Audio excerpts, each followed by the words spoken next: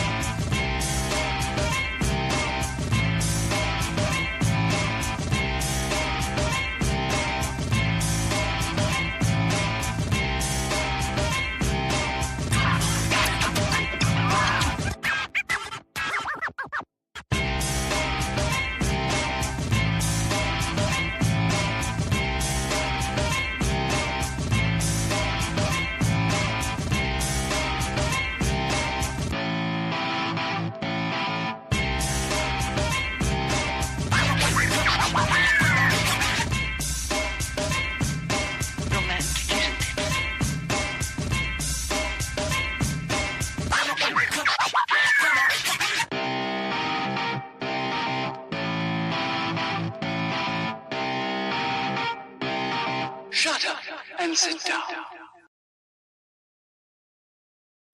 Hello, good evening, and welcome to another episode of Build, Paint, Play. I'm Dave. Greetings, programs. I'm Jake, and tonight we are joined by Pete Gosling from Warlord Games, who is the project manager for Konflikt 47, along with a bunch of other things. But Konflikt 47 is what we're here to talk about, or whatever else Pete wants to talk about. But I'm excited for that. So welcome, Pete. Thanks for joining us. Hey, thanks for having me, guys. Really excited to be here and just talk all about Konflikt. So. Yeah, no, very cool to have you. I will point out a number of times during the show that we're super grateful for you doing this. You are 4 hours ahead of us. You're 4 hours into the future, so it's currently 11 p.m. where you are. That's your local time. I think it's super lucky that we managed to squeeze you in for this particular week. Last week it would have been 5 hours difference. Next week, thank goodness. Yeah, thank goodness for the clocks changing. Yep.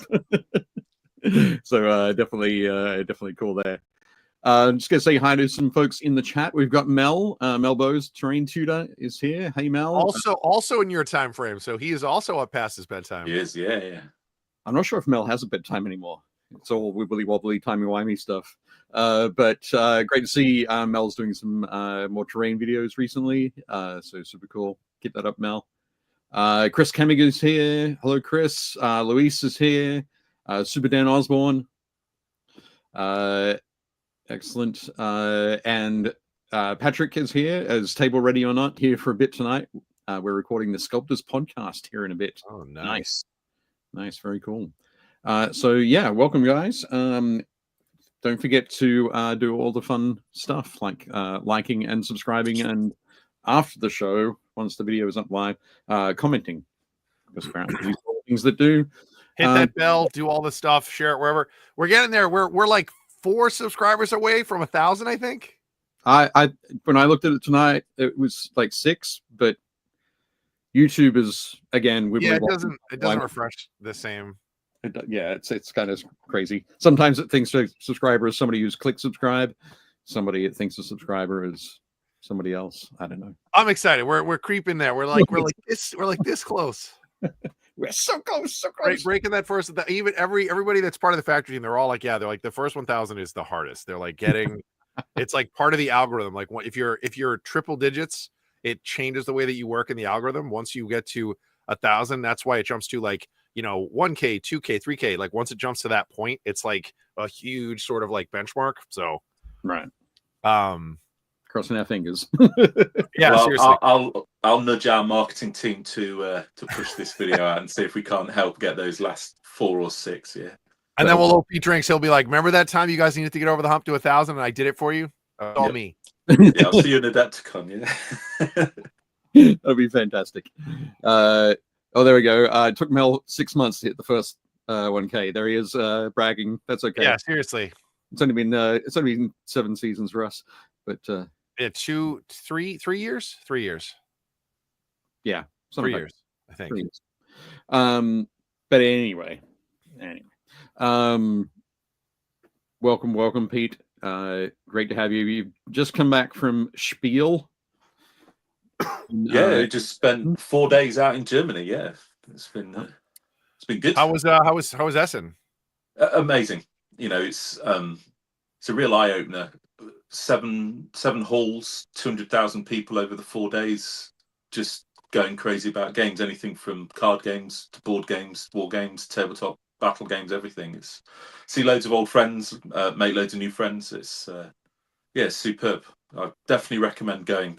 Absolutely everybody. So yeah, it's it does sound amazing. It's on my list. It's on my list. 200,000 people. It's like that's a lot. I think when we went to San Diego Comic-Con earlier this year, it was like 170, 180. Yeah, so like not 200. It feels like a lot more. I think the biggest show in the US is New York Comic-Con, which we got invited to, but I was like, pass. New York Comic-Con is like 250,000 people. It's too much. Yeah. And that's just the people who live in the convention center. Yeah. They haven't found their way out yet. No, they haven't. Dave, I wanted to show this off. Oh, fantastic. War Games a Heck. Nice. So check out Call for Fire, Aaron Provost. We've got a photo from him leading the community picks a little bit later. We're going to say hi also to Mark Maxey, who's joined us. And Chris jumped on. Welcome. What do you want to do? Hobby first? Let's do hobby. Let's so a quick hobby chat. Jake, what have you been up to hobby-wise? So I played a little bit of D&D over the weekend, and then one of my big hobbies is reading. So I'm trying to read 6 books, like 6 novels by the end of the year. Okay. Which should be easy to do. Like I'm a voracious reader. I read really fast. So currently, he reads half the words. I'm reading this. It's called The Pariah. Okay. It's pretty sizable. Like it's a pretty chunky book. So I'm gonna whip through this, and I have a whole pile over there that's about 8 books deep, and I'm gonna see how many I can get through. I want to get through at least 6, but I'm gonna see if I can finish all 8 by the end of the year. So okay. Did a little bit of painting. Finished building and converting the guys that you sent me. I was hunting for bits to try to find like swords and axes that were the right size. So managed to do that and glued them all together, primed them. I did kind of a rattle can, like pseudo airbrush. So this is my yeoman that Dave sent me. So these are the actual yeomen from Factory Fortress. Yep. And I put them on 32 mil bases. And the reason I did that is because they're resin. I was worried about them breaking. So there's plenty of space on the base that's basically their whole width. So I can put them in trays without worrying about them, snapping off bits. Yeah. But so I sprayed them all black, and then I stood them all up and dusted them with I don't think I used white. I think I used Brain Man maybe it might be white. I don't remember. I did these guys different than the rest. Right. But yeah, so I'm gonna so these guys, because they're all wearing armor, I sprayed them all black, stood them up, dusted them with silver. I think I used plate mail steel from Army Painter, and then I actually hit the wings on the guys. I caught the wings with white. Okay. Or no, it wasn't white. It's what's the contrast paint undercoat? The cream color one. Oh, the creamy one. Skull Bone or something. Wraithbone. Yeah, that's Wraithbone. That's it. So that's what I hit them with. The first guys are black with kind of a Wraithbone Zenithal, and then these guys are black with a silver, like really hard Zenithal, and then I caught the edges of the wings with that off white. But these ones should be really easy to do. You can kind of see some of the conversions I did. So the guy on the far right, I found a Black Templar sword, which is perfect, and I basically put it inside his shield. So the idea is when it's go time, he throws down the shotgun and sort of pulls the sword out from the shield, and he'll start smashing people. And then the guy in the middle, you can just see it sticking out behind him. I found a 2-handed halberd, and basically cut off the sort of the spike on the top, so it just looks more like a big axe. And I have that like on his back, like across his back. Right. But Nice. yeah, these I really like the mechanized infantry. They are ginormous. They are bigger than the Terminator sculpts. Yeah. Yep. Well and truly. But they are a ton of fun. Nice. So that's this. I think I'm gonna try to do them in. I'm gonna do a new technique I haven't done before. I'm gonna try to do all of the models with just successive washes. So I'm using all of the Army Painter, like the shades and tones, and I'm just gonna try to do all of them with just that. Just do like tons of layers of them. Okay. That'll be interesting. Because I kind of want them to look like muddy and like they're supposed to be living in trench warfare. Right. Nobody's got like pressed uniforms and starched out collars, so it should be kind of cool. Fantastic. Excellent.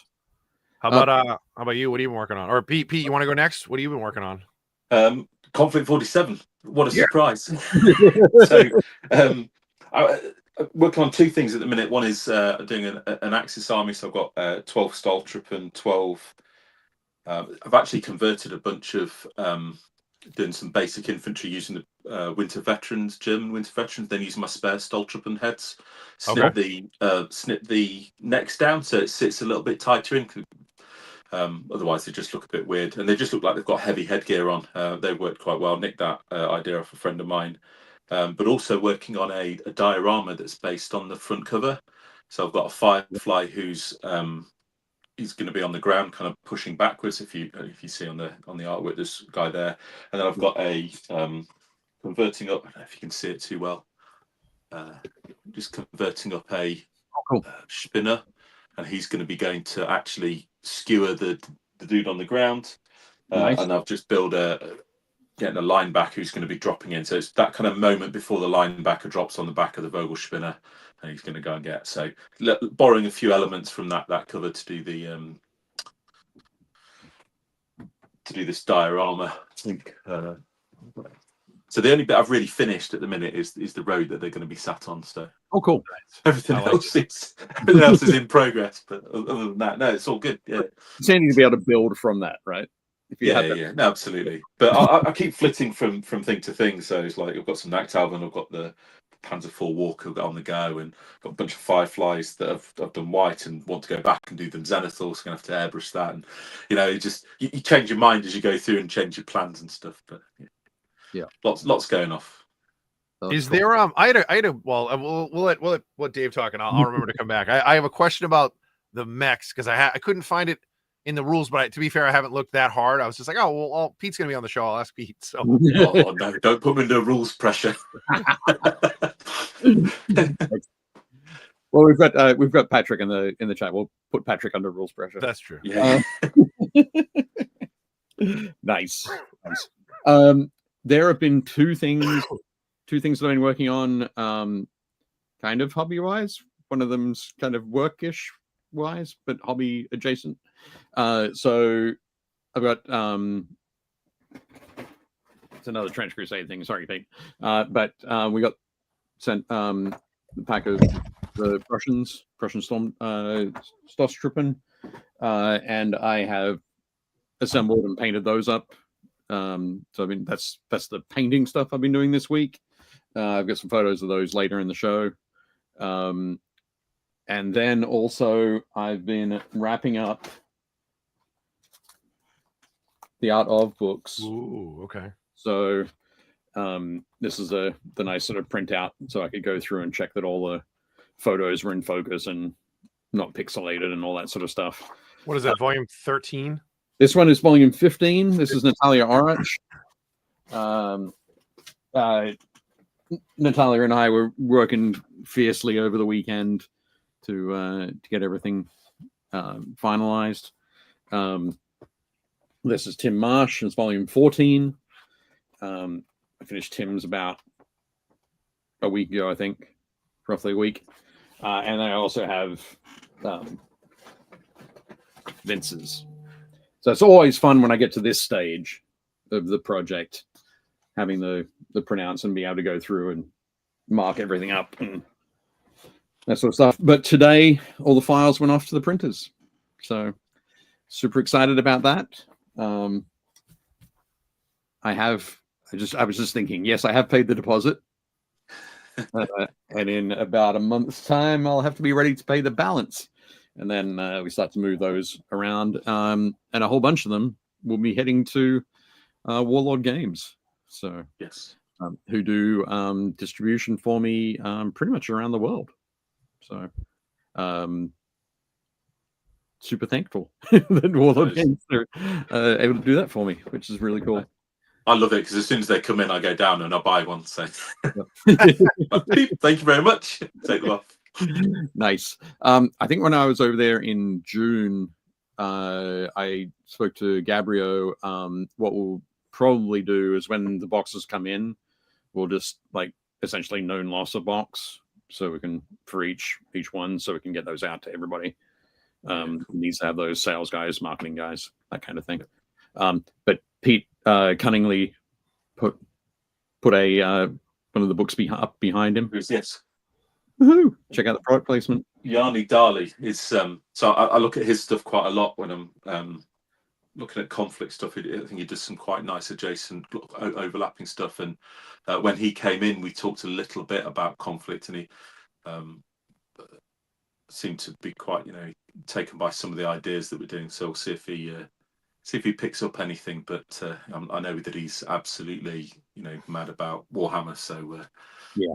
We'll see if we can lure him a little bit, but I think you'll be able to. Once you've finished your diorama and he catches sight of that, then the ideas will spark for sure. Yeah, definitely. Awesome. Cool. So one other thing I wanted to ask you about before we jumped into the sort of the main part of the chat was just recently you guys had the Warlord Games Open Day.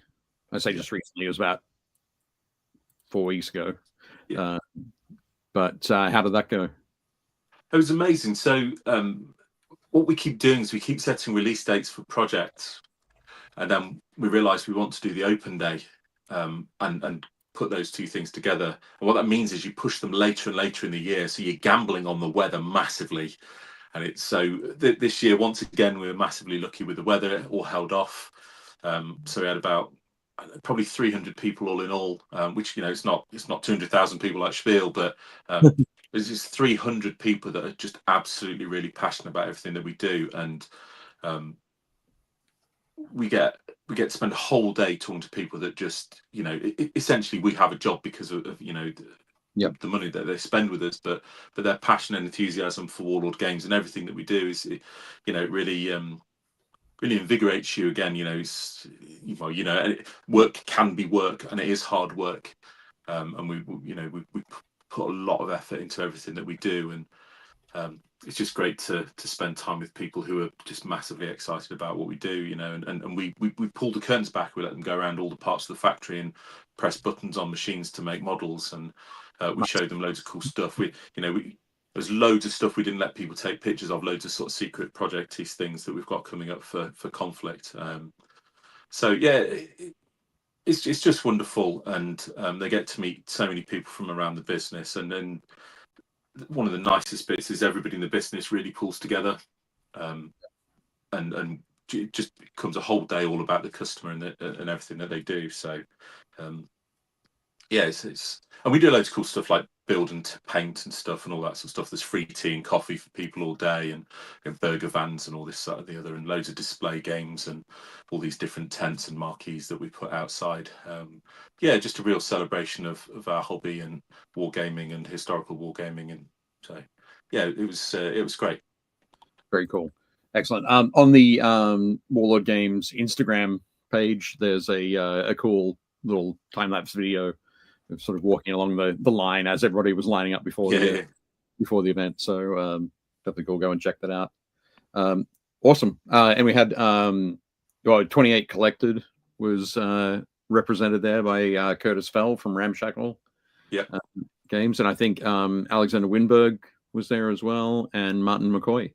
So, yes, yeah, and really great guys. I got to talk to everybody. We had a bunch of really great content creators there, and specifically Ramshackle spoke to him quite a bit, and yeah, he's just massively excited about stuff that we do, and yeah. I sit in this. I've got this little studio in the garden. You kind of sit in here and you get in your own head a little bit about all the stuff that you do, and it's just great to talk to other people who are off there doing all this kit bashing and converting and all that sort of stuff as well. All the stuff that you just, as an introvert, I just churn around in my head all the time. So it's just every now and again. So yeah, great to meet all those guys. It's fantastic. Awesome. That is very cool. How have things been going in the chat, Jake? I can see that you've good. He's been. Oh, Dan was saying that he got Matt DiPietro to sign his Miniatures Monthly book. He got Aaron before. Excellent. I also see Malev has joined us. Hey Malev, how you doing? Mike Sibilia is here. Excellent. Nice. Sean Gleason. I don't know if I mentioned Sean before. But yeah, very cool stuff. Excellent. Cool. Do you want to should we jump into the conversation again? For folks who have just joined us, Pete is currently 4 hours into the future, so it is currently 11:20 where he is. So we definitely appreciate him. Excellent. Going back to clicking the buttons. When you're super tired at work tomorrow, you can just tell John Stallard, be like, I was hanging out with these X Games Workshop guys. Yeah, you X Games Workshop guys are the worst. Yeah. I'll say it loudly for everyone to hear. That reminds me, Pete, when did we meet? We must have met it would have been in the first year of me at Workshop, so 1999, I'm sure. Yeah. I definitely came over in about 2002 to see you guys in the States then, for sure. Yeah. But yeah, I'm sure I met you when I was still in Australia. But... Yeah. 25, 26 years, definitely, Dave. So. Jesus Christ. That's insane. Making me feel old. Old! Well, we are. That's it. Well, Dave, back in the late 1900s. Back in the late 1900s. Exactly. Anyway, of course, we want to say thank you to our season sponsor, the Army Painter. Jake and I are members of the Army Painter Factory team. And it's been doing some cool things recently. But October, the team over in Denmark had an October competition where they put together, basically submitted entries with an Orky theme. Congratulations to Stefan for winning the October internal October competition. Very nice. And again, you can check out the other winners. You can see there are 3 more dots down here. Is that the old Orc Shaman? Yeah, that's from the Idol. I think the Idol of Gork. Campaign pack, which was released in like the mid 1990s, thereabouts. The staff is great. I always forget about all the skulls on the staff because you always see it in white metal, and I'm like, I don't remember seeing all that detail, but yeah, key part of my Orc and Goblin army. Yes. Yeah, nice. Oh, sorry. Just going to point out, Mel is saying good night. He doesn't have Pete's fortitude. It's just bedtime for me. Yeah, get some rest, Mel. Take it easy, Mel. Have a good one. Great to see you. Awesome. And Malev said that was when I was still in school reading White Dwarves with your names in it. Fantastic. Excellent. Bananas. Oh, linebacker. Nice. Let's talk about Konflikt 47. Sure. Pete, you wanted to bring this one up first? Yeah, no, absolutely. So, for everybody, just so they understand, is I've sent Dave a bunch of images, and there's little stories behind all of it. And one of the most interesting parts about Warlord, we have released some other things in the past where we've created things from scratch. So, like Gate to Antari, so we did all that, but that was quite a bit before my time. But normally, what we do is we look at something in history, we get an Osprey book, we do some research, and we make miniatures off the back of that. But with Konflikt, we have to create stuff, and that's not a typical process for us. And the linebacker was, in all honesty, was a particularly painful lesson in creativity and working with teams and remote teams and communicating out. So it took us about 5 months, and I had to make a difficult decision to bring the design, the final part of the design, back in house. We weren't getting it, and we were toing and froing, and it takes so long to get that loop to come round. It started to get frustrating for everyone involved. And actually, we'd done some concepts of different types of legs, and the folding forwards, backwards, all those different things. And John, who you'll see on some other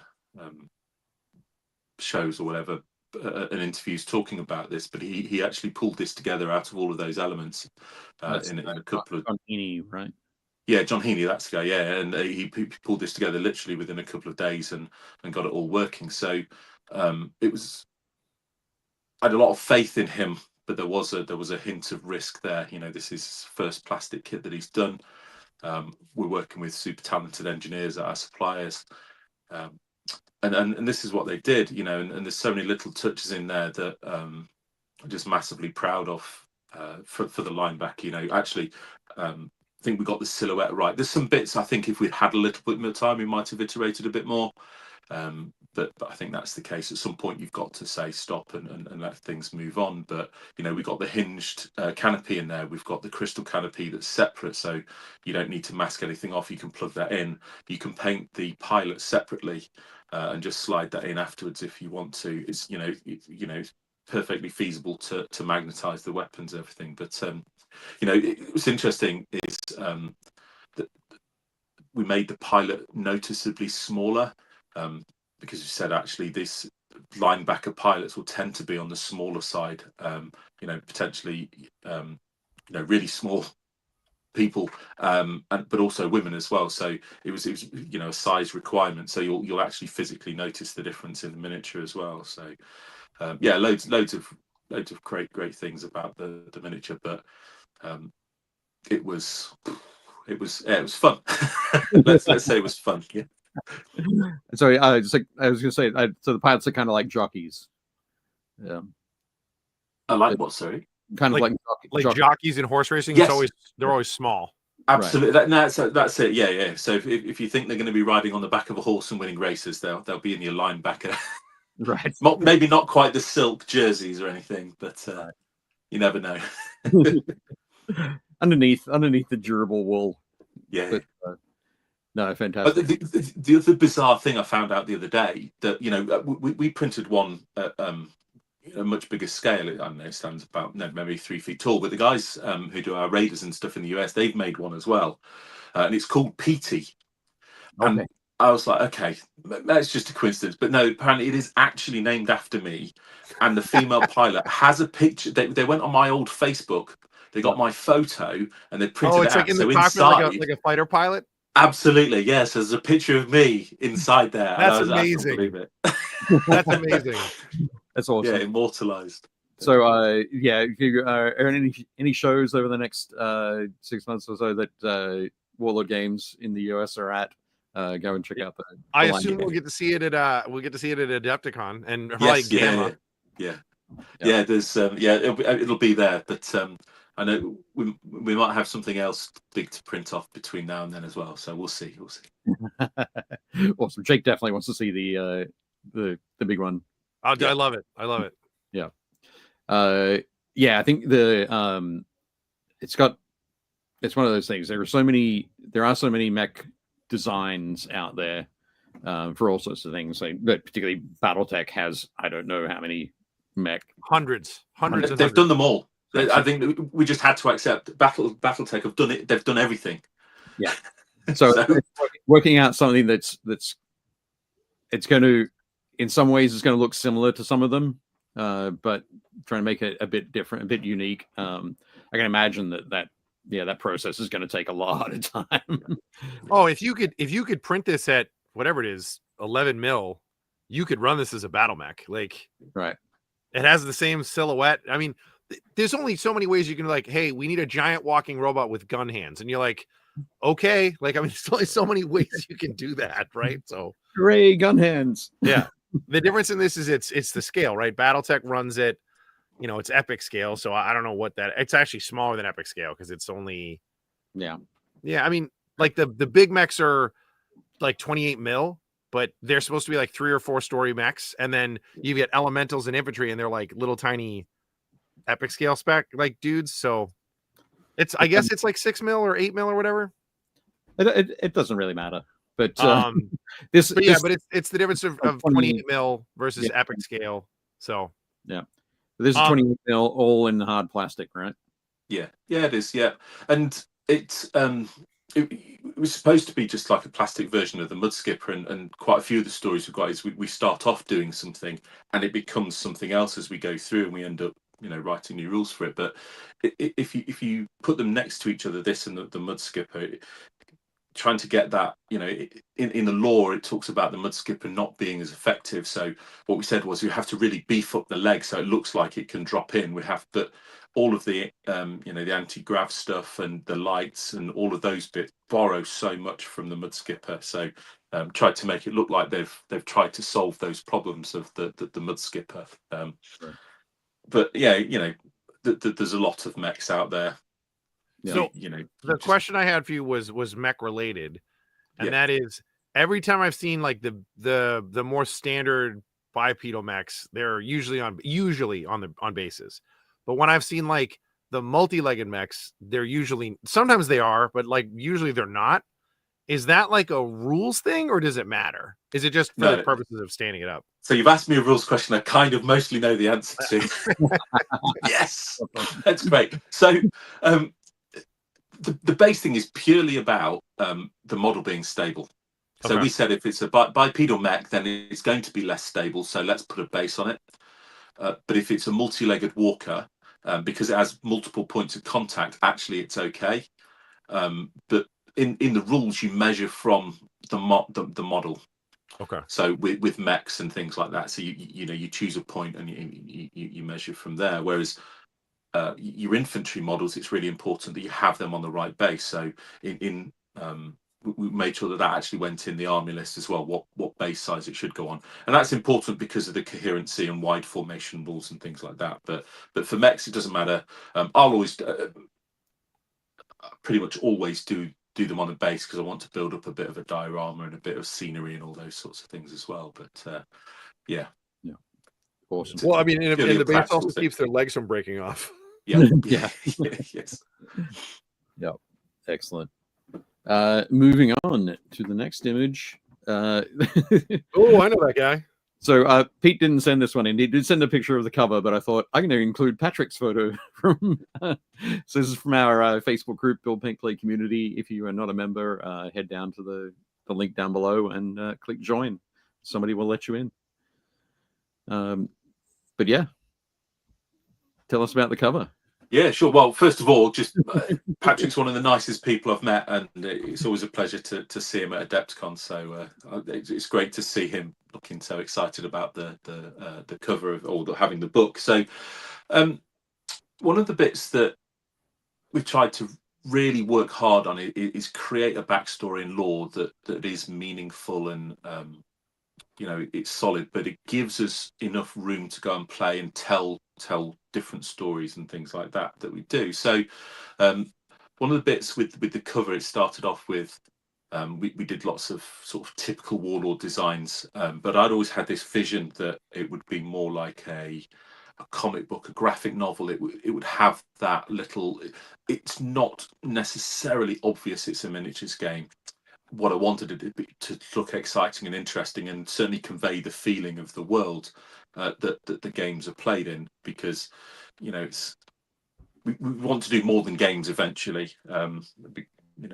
Do other things, but if we can set the tone with the rule book of everything, it allows it to all tie together. So Steph did these absolutely wonderful. Steph Kapinski, he's somebody that I've known for quite a long time as well, back at Games Workshop days. One of my favorites.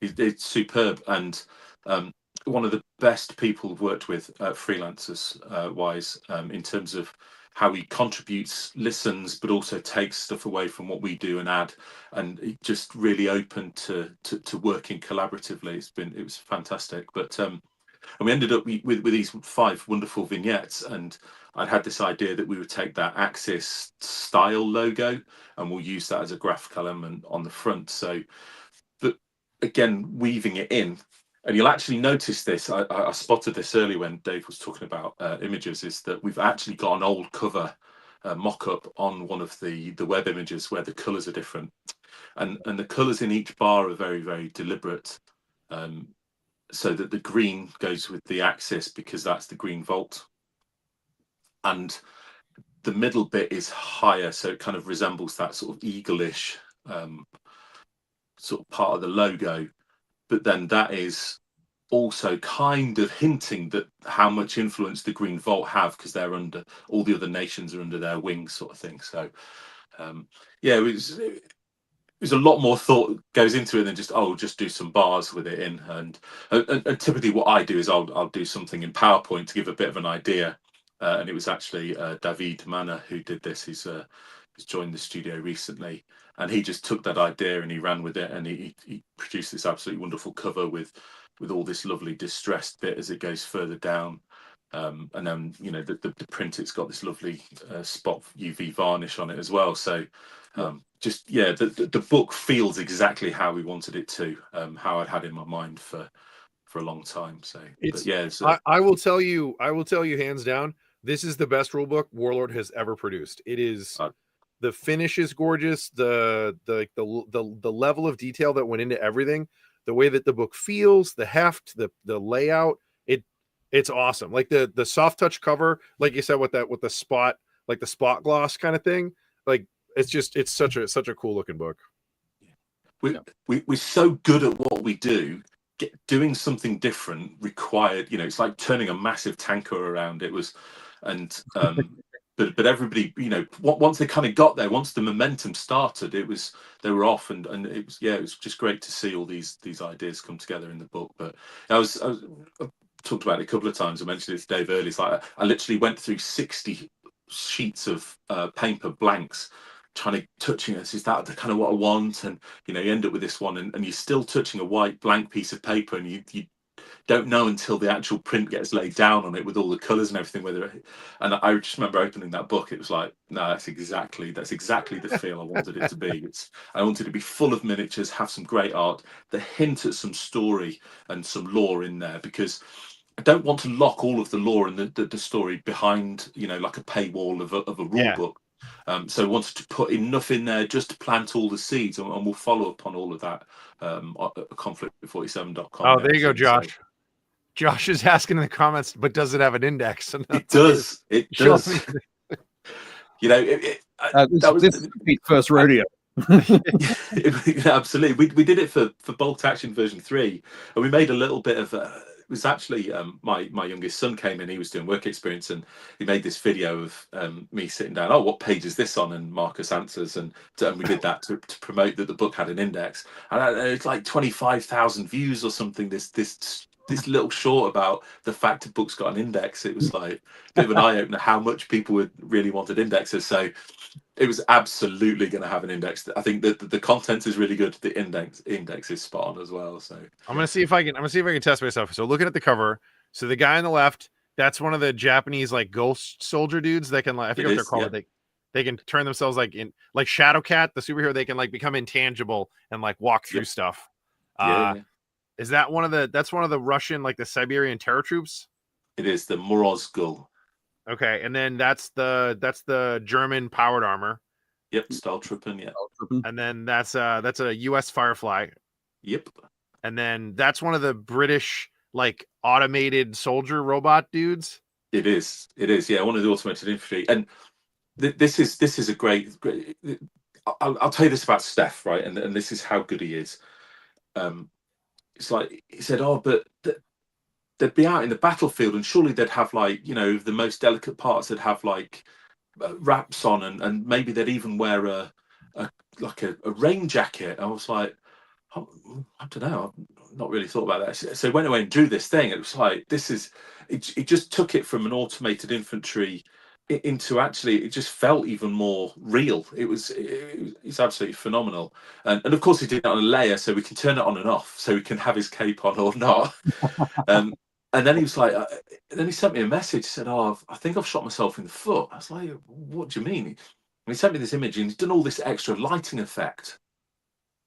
Right. And we'd already taken, accepted some of the artwork, and we paid him for it. And the next thing I know, the day later, he's gone back and he's done that because he said, "Oh, well, they all have to look the same. They all have to have the same lighting effect." So he went back and did that on his, off his own back, and didn't say, you need to pay me some more money or anything for it. But you're working with people that care that much to make sure everything is consistent, and have an idea and flow that backwards. Yeah, it was, brilliant. Nice. That's awesome. Next up, should we talk our way through some of the minis? Awesome. Yeah, absolutely. These are the Japanese power armor, and what we've tried to do is create a more consistent design language across certain levels of power armor. I know there's a lot of love for the old powered armored Japanese infantry. People say they look a little bit more high tech. This is very deliberate and actually gives us more, I think, more headroom to go off and do more techie things and fit that in. But you'll notice there's a lot of these the powered armor where they have on their arms and on their legs, they have this kind of like exoskeleton, and you'll see that movie that. Elysium. If you haven't seen Elysium with Matt Damon, he puts on the exosuit. It's like he's strapped to an exoskeleton.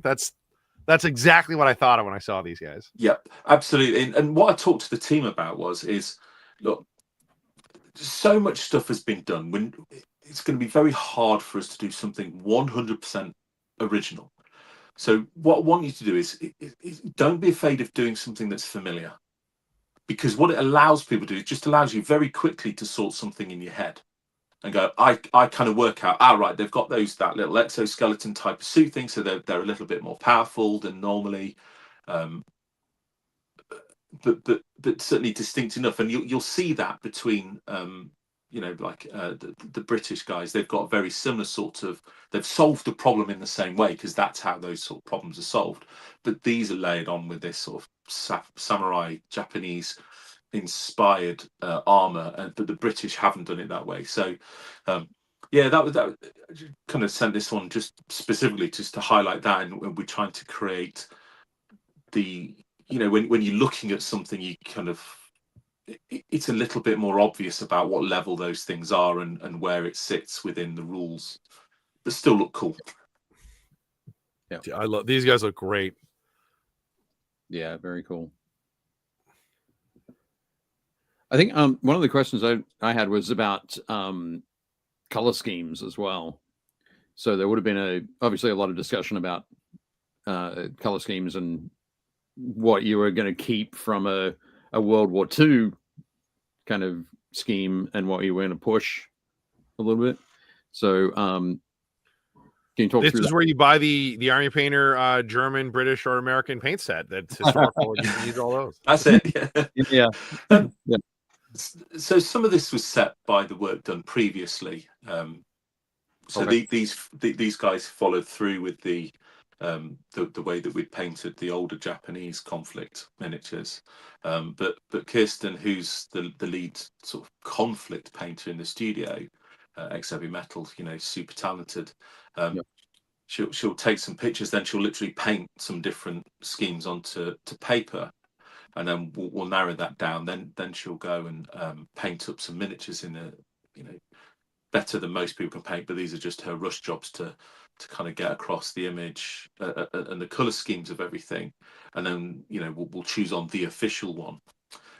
So you'll see that a little bit more, I think, with the consistency and slight variation in the colors, and you'll see those things flow through the miniatures ranges. But one thing ought to be, and we did look at history, we look at World War II, and we kind of pulled some of the key elements for that and kind of doubled down on the official colors. But one of the most important things for me to get everybody to understand is that go and do what you want.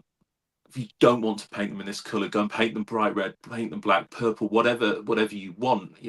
Go and create a backstory for them why they're not painted in kind of the official scheme that we've done.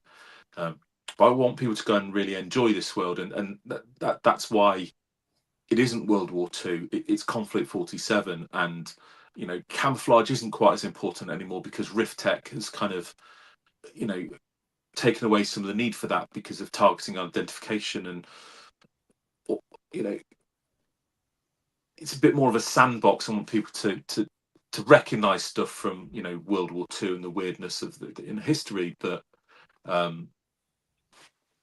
you know, you just go and enjoy it and cool. Do your thing with it. So yeah, exactly. No, cool, excellent. That's awesome.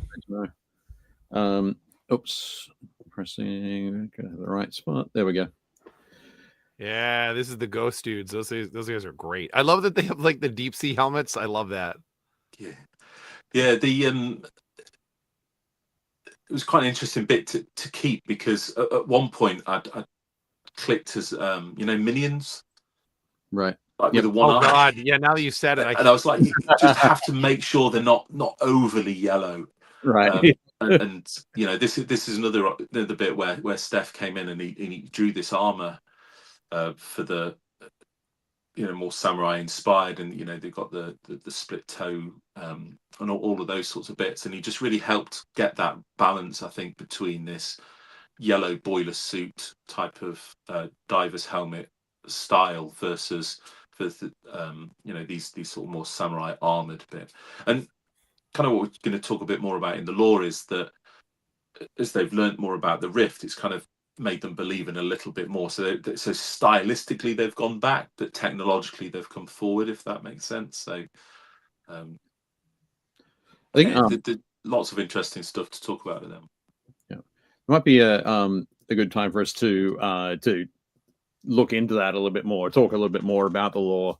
I mean, I think we've addressed it roughly a little while ago on the show, but broad strokes, what's the story that you're wanting to tell? Okay, so and with Konflikt. So one of the things we did at the very beginning was really start distilling it down, and a key part of it is that this isn't bolt action. So the original version had bolt action logos and everything like that, and I think it was almost seen as a supplement. But one of the things that we did early on was say, no, Konflikt has to be its own game. We'll make it compatible with bolt action and bring those things through. And if you've got a bolt action army, you can work into Konflikt a bit easier. But Konflikt very much is a game in its own right. And Konflikt, it is.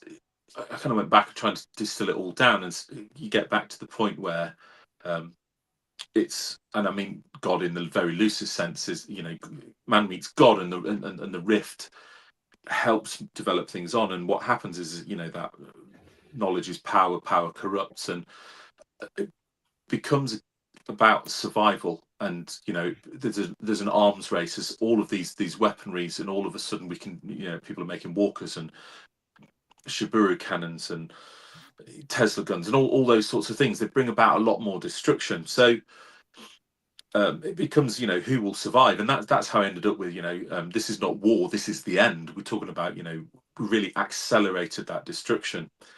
And visually, we're thinking of, you know, what bits of the, when you're looking at pictures of World War II, there's some pictures that, you know, the devastation of the war is, you know, they're uncomfortable to look at. So, you know, pictures of Dresden and things like that, and you say, look, actually, that let's push that out a little bit more into the Konflikt world, which is why there's so many more ruined buildings, and it's a bit more, you know, showing the cities where things are destroyed, to get across that bit of, this is where people live, this is where you know, life carried on as you know, normally before that.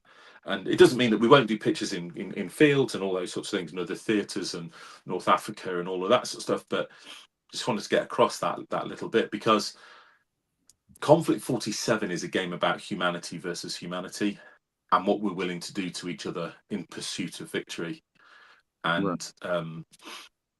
You know, you showed those Trench Crusade miniatures off, so you know, I got a chance to see them at Spiel, sorry, and you know, they're absolutely wonderful, and you know, the people who, you know, sculpted and certainly the manufacturing is absolutely superb. but Trench Crusade, I love Trench Crusade because what it does is it gives you kind of that World War One-ish bit of heaven and hell. Yep. Whereas actually we're humanity versus humanity. So I think they sit together quite nicely as games, and there's a little bit of overlap with the grimness of it all.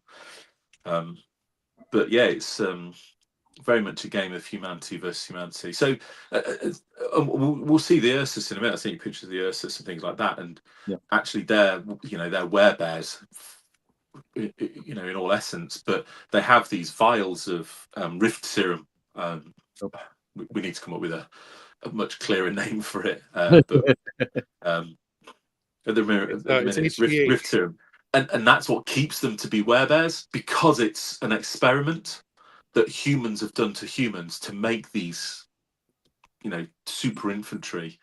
Right. And they look cool. They just look like these monstrous things. But what we talked about was that is such a great and clever sculpt to have the giant Bigfoot up, like, so it's like you see the giant foot that's exposed. Just so many little bits. You see the claws coming down. It's how do you make bears look scary? Because they've got these lovely little round ears, and you make their eyes bulging, they make them grimace a bit more and things like that. But what we talked about, well, actually, did these things exist in folklore? Because rift stuff actually seeped through previously and kind of made these things happen, and it was like these freak accidents, and did they exist in folklore because of that? And but certainly now is like a case of actually they're bringing these folk tales to life through the experiments, things that they do. So right. Yeah, I will say I absolutely love these sculpts. Not sure what it is about bears, but I love like really good bear sculpts and werebear sculpts. But they do look cool, and those backpacks are amazing too. Those guys are great. I have a box of the original Ursus infantry somewhere, and those guys look like tanks. They're much broader, like they're much heavier looking. Mm-hmm. Yeah, I was going to say I'm going to call out the paint job in those vials. Tanks, yeah. Those vials of as Scott Radin suggests, super soldier serum. Yeah, it's bear sauce. Serum. It's bear sauce. Bear sauce, super bear sauce. Yeah, when I asked Kirsten to paint the vials like half empty, and she kind of like she looked at me like, that's going to take me even longer. It's like, I do, and I'll work on the deadline. But I think it just elevates them up that little bit. So yeah, absolutely. She's done a spectacular job on the glass on those. Yeah, those are great. That's awesome. But yeah, beautiful work there. Excellent. And also for the Soviets, we've got these guys. Yeah, and this is just a case about leaning in. So we've got the previous Morrow skull sculpts, and they've got these really cool poses and things. But when we looked at what they do in the game a little bit, we wanted to really bring that out. And another case of Steph contributing really well, talking about kind of like ice forming on their skin. So physically seeing it, the idea is that their skin and their bodies get so cold that munitions bounce off them a little bit, so they're a bit tougher. And John Heaney contributing this, these hooded mask type bits, these special forces bits, and we found various sort of examples of that. And said, look, actually, this is the sort of feeling you want to get to. That you want to feel like special force people. They want to seem nasty. You don't get to see their faces. I love how they have a modified AK. So it's a bullpup configuration. So the grip is in front of the sickle mag. Like that's awesome. It's so subtle. You first look at it, you're like, oh, that guy's just carrying his rifle. And you're like, oh no, they're all like that. Like that's such a neat little Easter egg that's in the mini. When you've got like this guy up here on the top right, with his the stock pulled right into his shoulder, but his hands together, which keep your tracking really stable. Those are great. Yeah, but trying to get them to look elite. You know, they are. Yep. That's what they are. So, and you'll notice one of the sculpts is literally the artwork as well. It's the top left. Top left. That's Yeah. what it is. We'll check. Yeah, nice.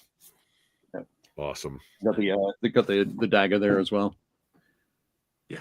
Yeah, it's all there. It's, you know, and it's just great to see the team come together and collaborate. It was, you know, after that linebacker bit, it was slow going, and then it snowballed, and see people sharing ideas, even though, you know, all these people work remotely. So yeah, doesn't matter how good the guns get. Eventually, somebody needs to get stabbed.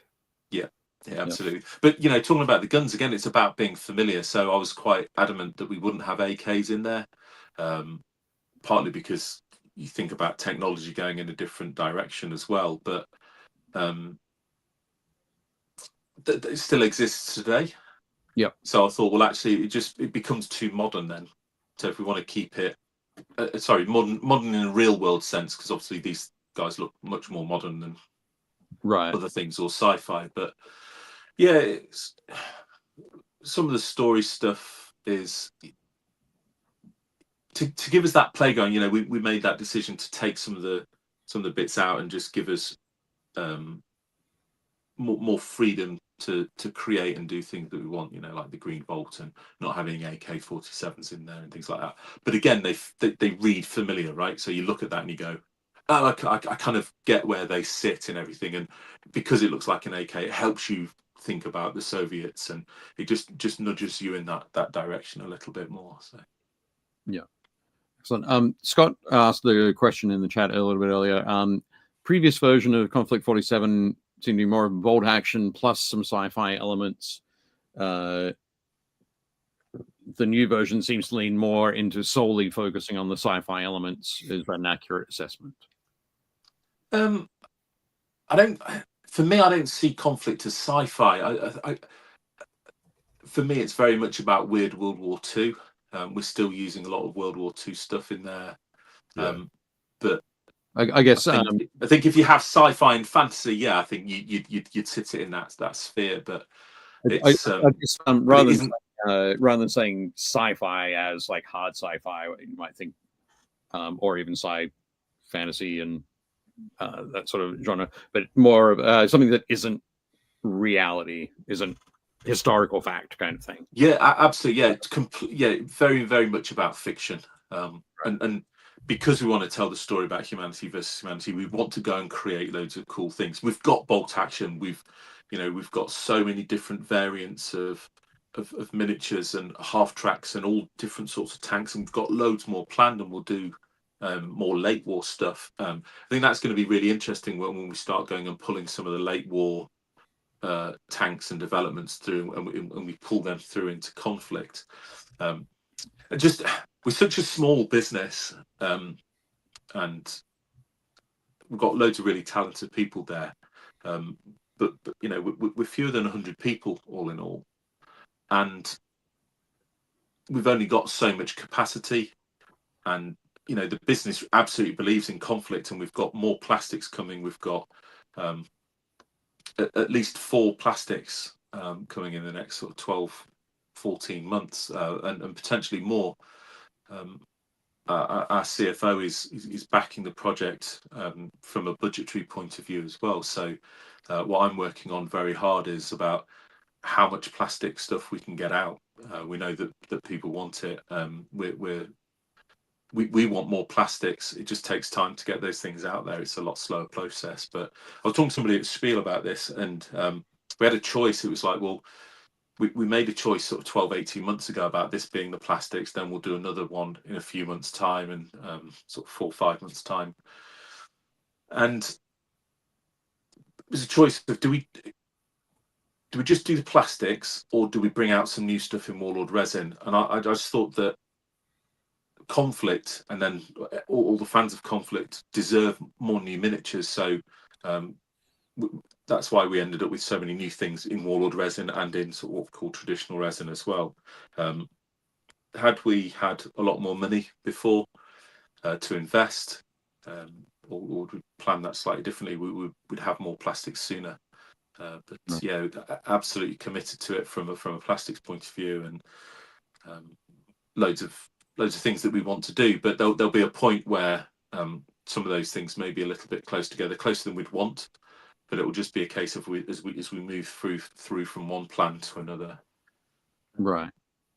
Cool. So I kind of went off tangent and started talking about plastics instead of whether it's a sci-fi game. I would say, Scott, to answer your question, you're 100% right. The old version was basically an add-on, like a new skin for Konflikt. Like you skin for bolt action, yeah. It was basically bolt action and now Konflikt 47 it's literally a true standalone. Like if you want to use some of your bolt action minis in it, you can, because like some of them exist in both, but it is another game. It is its own thing now. It has its own legs, and as you just heard from Pete, like it's getting full backing as its own thing. It's not just like another. It's not a skin for bolt action. Yep. It's not a bolt on for bolt action. Sure, exactly. Well played. Thank you. Excellent. I'm going to go back and ask a follow-up question to your comment about pulling some of the late war stuff through into Konflikt. Does that mean we might see something like a mouse or a rat? Yeah, I think there's certain bits. So we've got a mouse in resin already. And we've talked about having a mouse in plastic.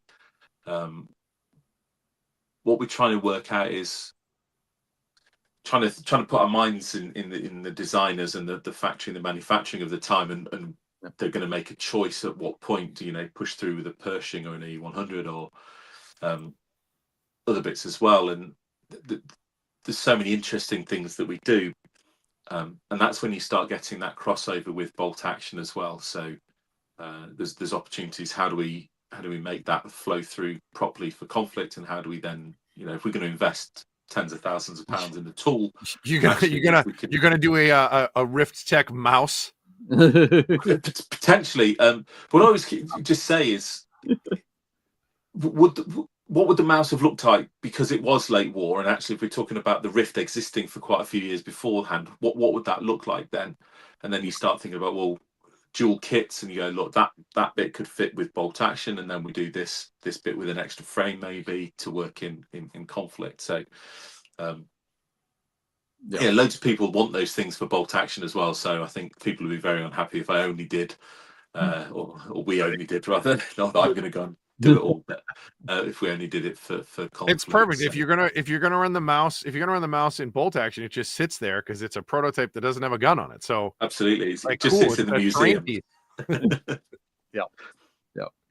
For those, So Josh there saying that. So the mouse, the MAUS, was a huge tank, and the rat or the rata, which was never actually built, was orders of magnitude larger than the mouse. So it would have been the volume of like 8 of the Pershings, I guess.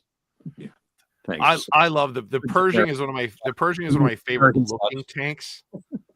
It does look great. Yeah. It in your brain, like it's like the perfect prototypical tank. Like it's the first, I don't want to say modern, but it's the first sort of like tank that sort of turns that corner. Like when you look at World War II tanks, there's a very specific style. If it's Russian, it's a bunch of squares piled on each other. If it's American, it's usually rounded because they were like sort of like cast. And then if you look at like sort of the mid to late war German stuff, it's they're boxy early on, and then they start getting into angled armor, so they start to get more modern. When the Pershing comes out, the Pershing takes stuff that the Allies learned from, okay, the Russians are doing that, the Germans are doing that, and our tanks were okay at this, and the British are good at that. And they're like, what if we made a tank that does all of this stuff? It's the first tank that when it comes, I mean, it's way too late to be helpful in the war, but when it comes out, you're like, oh, okay, this is how tanks are going to look from now on. Like every tank after the Pershing looks somewhat like a Pershing.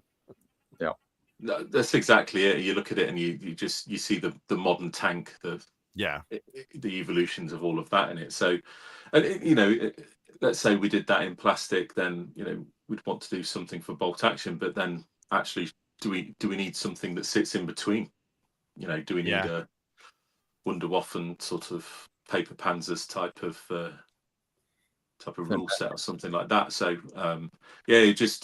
we're not short of ideas, and we're not short of work to do. You know, we just have to be careful about how much we of the apple we bite off. Champagne tastes on a beer budget. We just got to be careful. Yeah. Do you have a copy of My Tank is Fight? No. There's a book. Look up a book called My Tank is Fight. Okay. Yeah, like it's a strange sounding sentence, but it's that has a lot of this sort of goes through a lot of the crazy tanks that were designed, or crazy I guess like concept tanks, like concept tanks. From there were some of the it was like a Russian tank that was like a couple of enormous wheels, like the wheels were like 30 feet across. Wow. So it was elevated, and the idea was it could traverse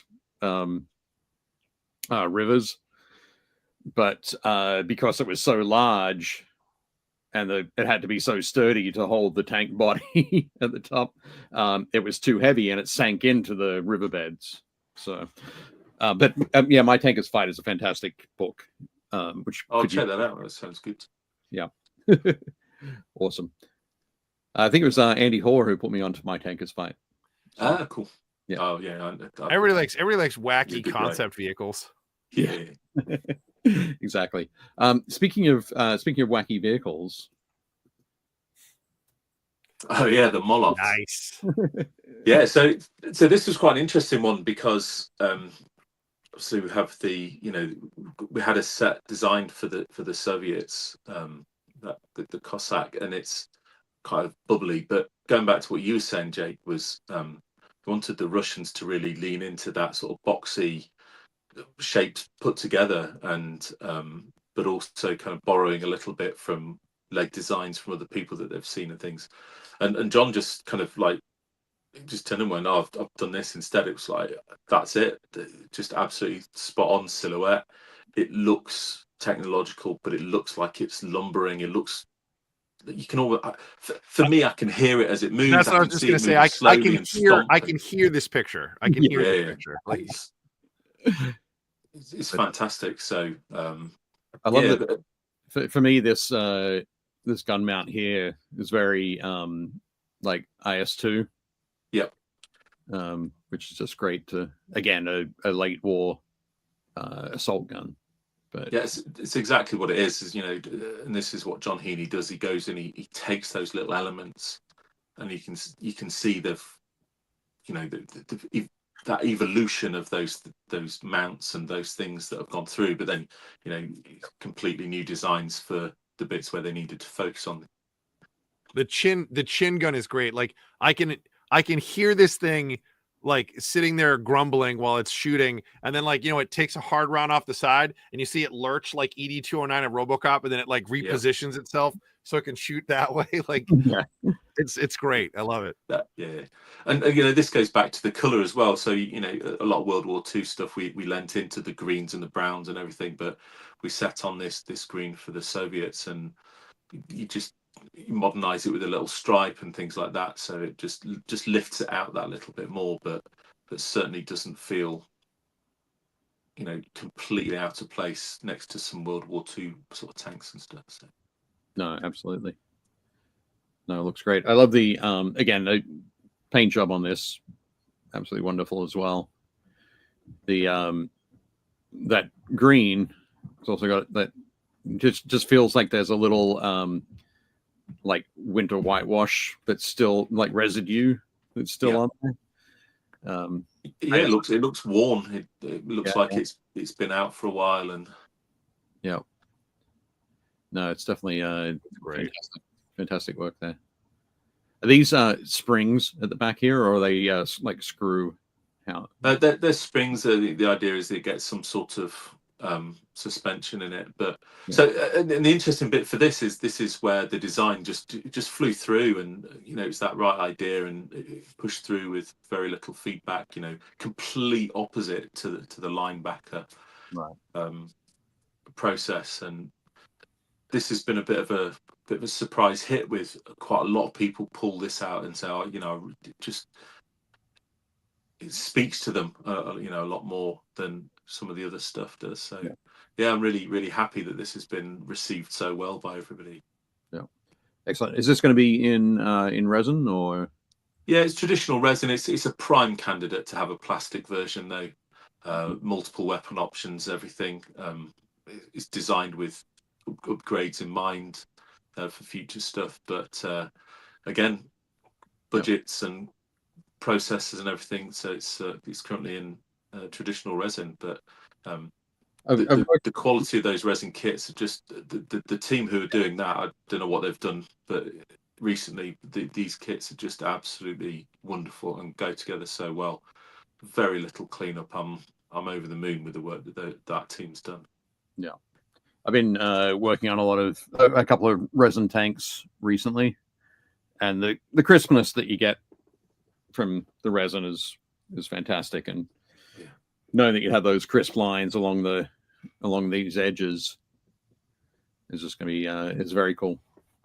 But yeah, beautiful work, beautiful. And yeah, I guess as well, you're talking there, saying that it went through the approval process very quickly. That's that idea of understanding what the design language is going to be moving forward for it. So yeah, that's always exciting. Love it. What do we have next? Next up, we have the British. Yeah, so the talk a little bit about the automated infantry. So essentially, this one is the original Mark 1 versions, and the next picture I think should be the Mark 2s. But you can see the Mark 1s now. I was gonna say those ones I've seen before. Like those look familiar. But the addition to that is the blade on top of the guns, which came from Steph. He drew that, so we went back and we've kind of retrofitted that. But the rest of the models the same. The best bit about these though is they're going to be in Warlord resin, which the contact points are quite small, and we did these in metal before, and I'm quite experienced. 1989 was the first time I started putting metal miniatures together, and it was probably one of the least enjoyable times I've had trying to assemble miniatures. So these were a prime candidate to move into Warlord resin. I can say that they go together like a dream. It's 10 times better. But one of the things that we did, so John will then say, well, if we're doing them, I'll just make a few little tweaks. Right.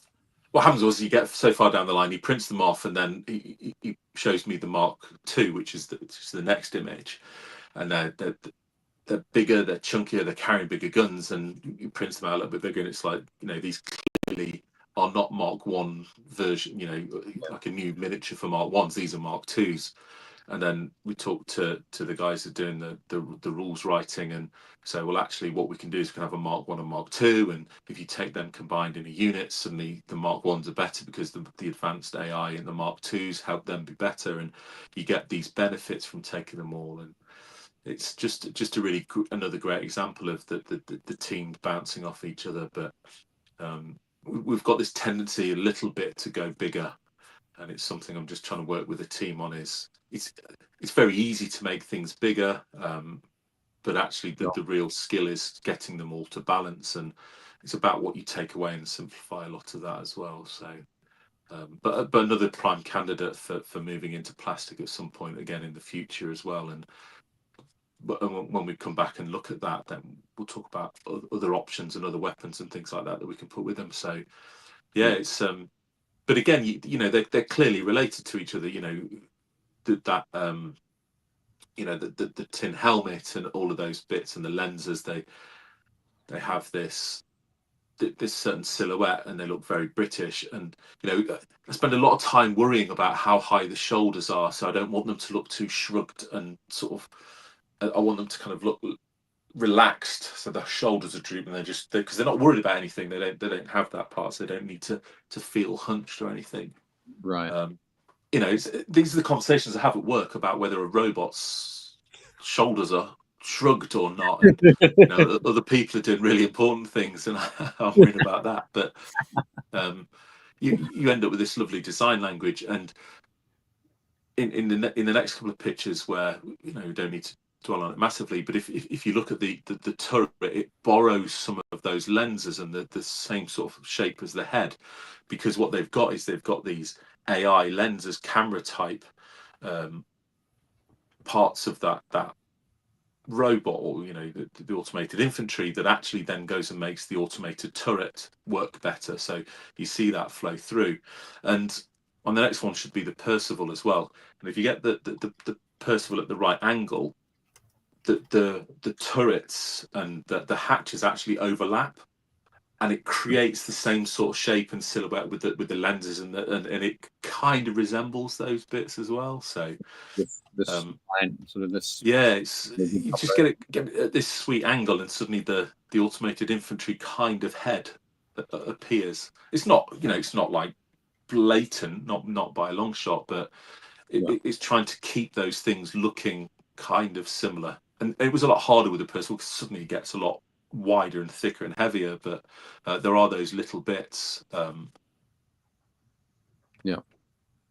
It's so I've got one here. I've got all the bits, and it's just like I was just saying, it's the resin and everything they've done is just really happy. I'm missing the toes of it, so I need to go and get them. It's like just the toes. Yes, just I've got all the other bits for it. Yeah, like, that's kind of weird. It is probably on my desk somewhere. I've probably dropped them or whatever. Couple of questions from the chat. Scott was asking, what's the MSRP on that big Russian deal? So the my educated guess was it's between like 66 and 80, because that's most of the mechs that are in that range are about that price. So right, yeah, I think we're going to push hard to really make sure that we get the pricing right. Resin is a slow process. It takes a lot of material, and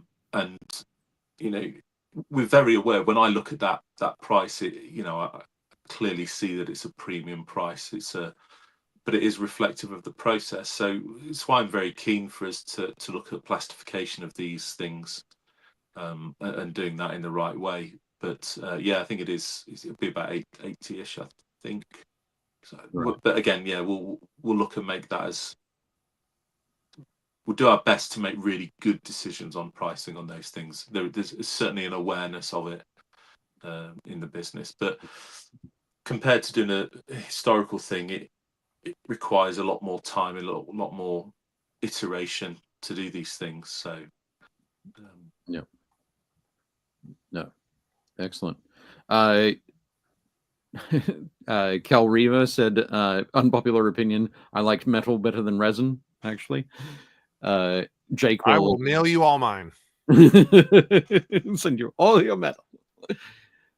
One thing that I've kind of been noticing a lot, there's a lot of folks have been like, oh yeah, they've done certain things, not talking specifically about Konflikt 47, but just in general, like, oh, it's really a shame that they've done monopose plastics for those, because there's not a lot of opportunity for conversions. And I just think back to those days, like the late 1900s, when it was all metal, and if you want it, you could convert things. You just got out your jeweler's saw, and you spent a bit of time cutting, and you converted things. Now doing that for plastics or resin or whatever, it's like, oh, it's a dream. It's monopose, sure, that's fine. Yeah. Cut it. Use some tools to cut it with, and make it your own. Yeah, it's easier to cut through those things than it used to be. Razor saws and all that sort of stuff in metal models. It was learning to pin stuff and everything. Yeah, it was. I don't miss those days at all. I remember one of the first times I think it was a barrel on a dwarf flame cannon or something, and I remember sticking my fingers together and having the barrel from the back stuck in my fingers and spending an hour trying to get unstick my fingers. So but with the Fireflies and the Star Trooper, and we tried to give as many options as possible. I think we were there most of the time with it all. I think the ratios of things, I see people getting quite excited about getting additional torsos to maximize their Stoltruppen frames, and kind of understand, we put those bits on so people can choose, they can create, and they can do all of those sorts of things as well. So, but yeah, we work quite hard to make sure we get the ratios right, and that's balanced with the rules and the options and all those sorts of things. Because we'll do the Stoltruppen, we we're not going to touch them for years and years and years. We'll do something completely different. So yeah, but that's one thing as well. You didn't send through any photos of like US or the Axis sort of troops, I guess. So just because they're out now, they're I think that's why I didn't. Yeah, here you go. That's the Germans. Yep. That's the Americans. That's the Fireflies. Yep. Yeah, I didn't send those through because they've been out a while, so I thought it'd be talk a little bit about the stuff that isn't out there in the wild yet. So, yeah. But it was the Fireflies stuck very close to the original design. One of the things that we noticed when we put everything together, and certainly with some of the old bolt action bits, is that all the scales were just wildly out. Right. Everything just seemed a bit odd next to each other. So I think you could see it as scale creep, but actually it's a bit more deliberate about trying to unify everything across all the range, and just set a standard for it.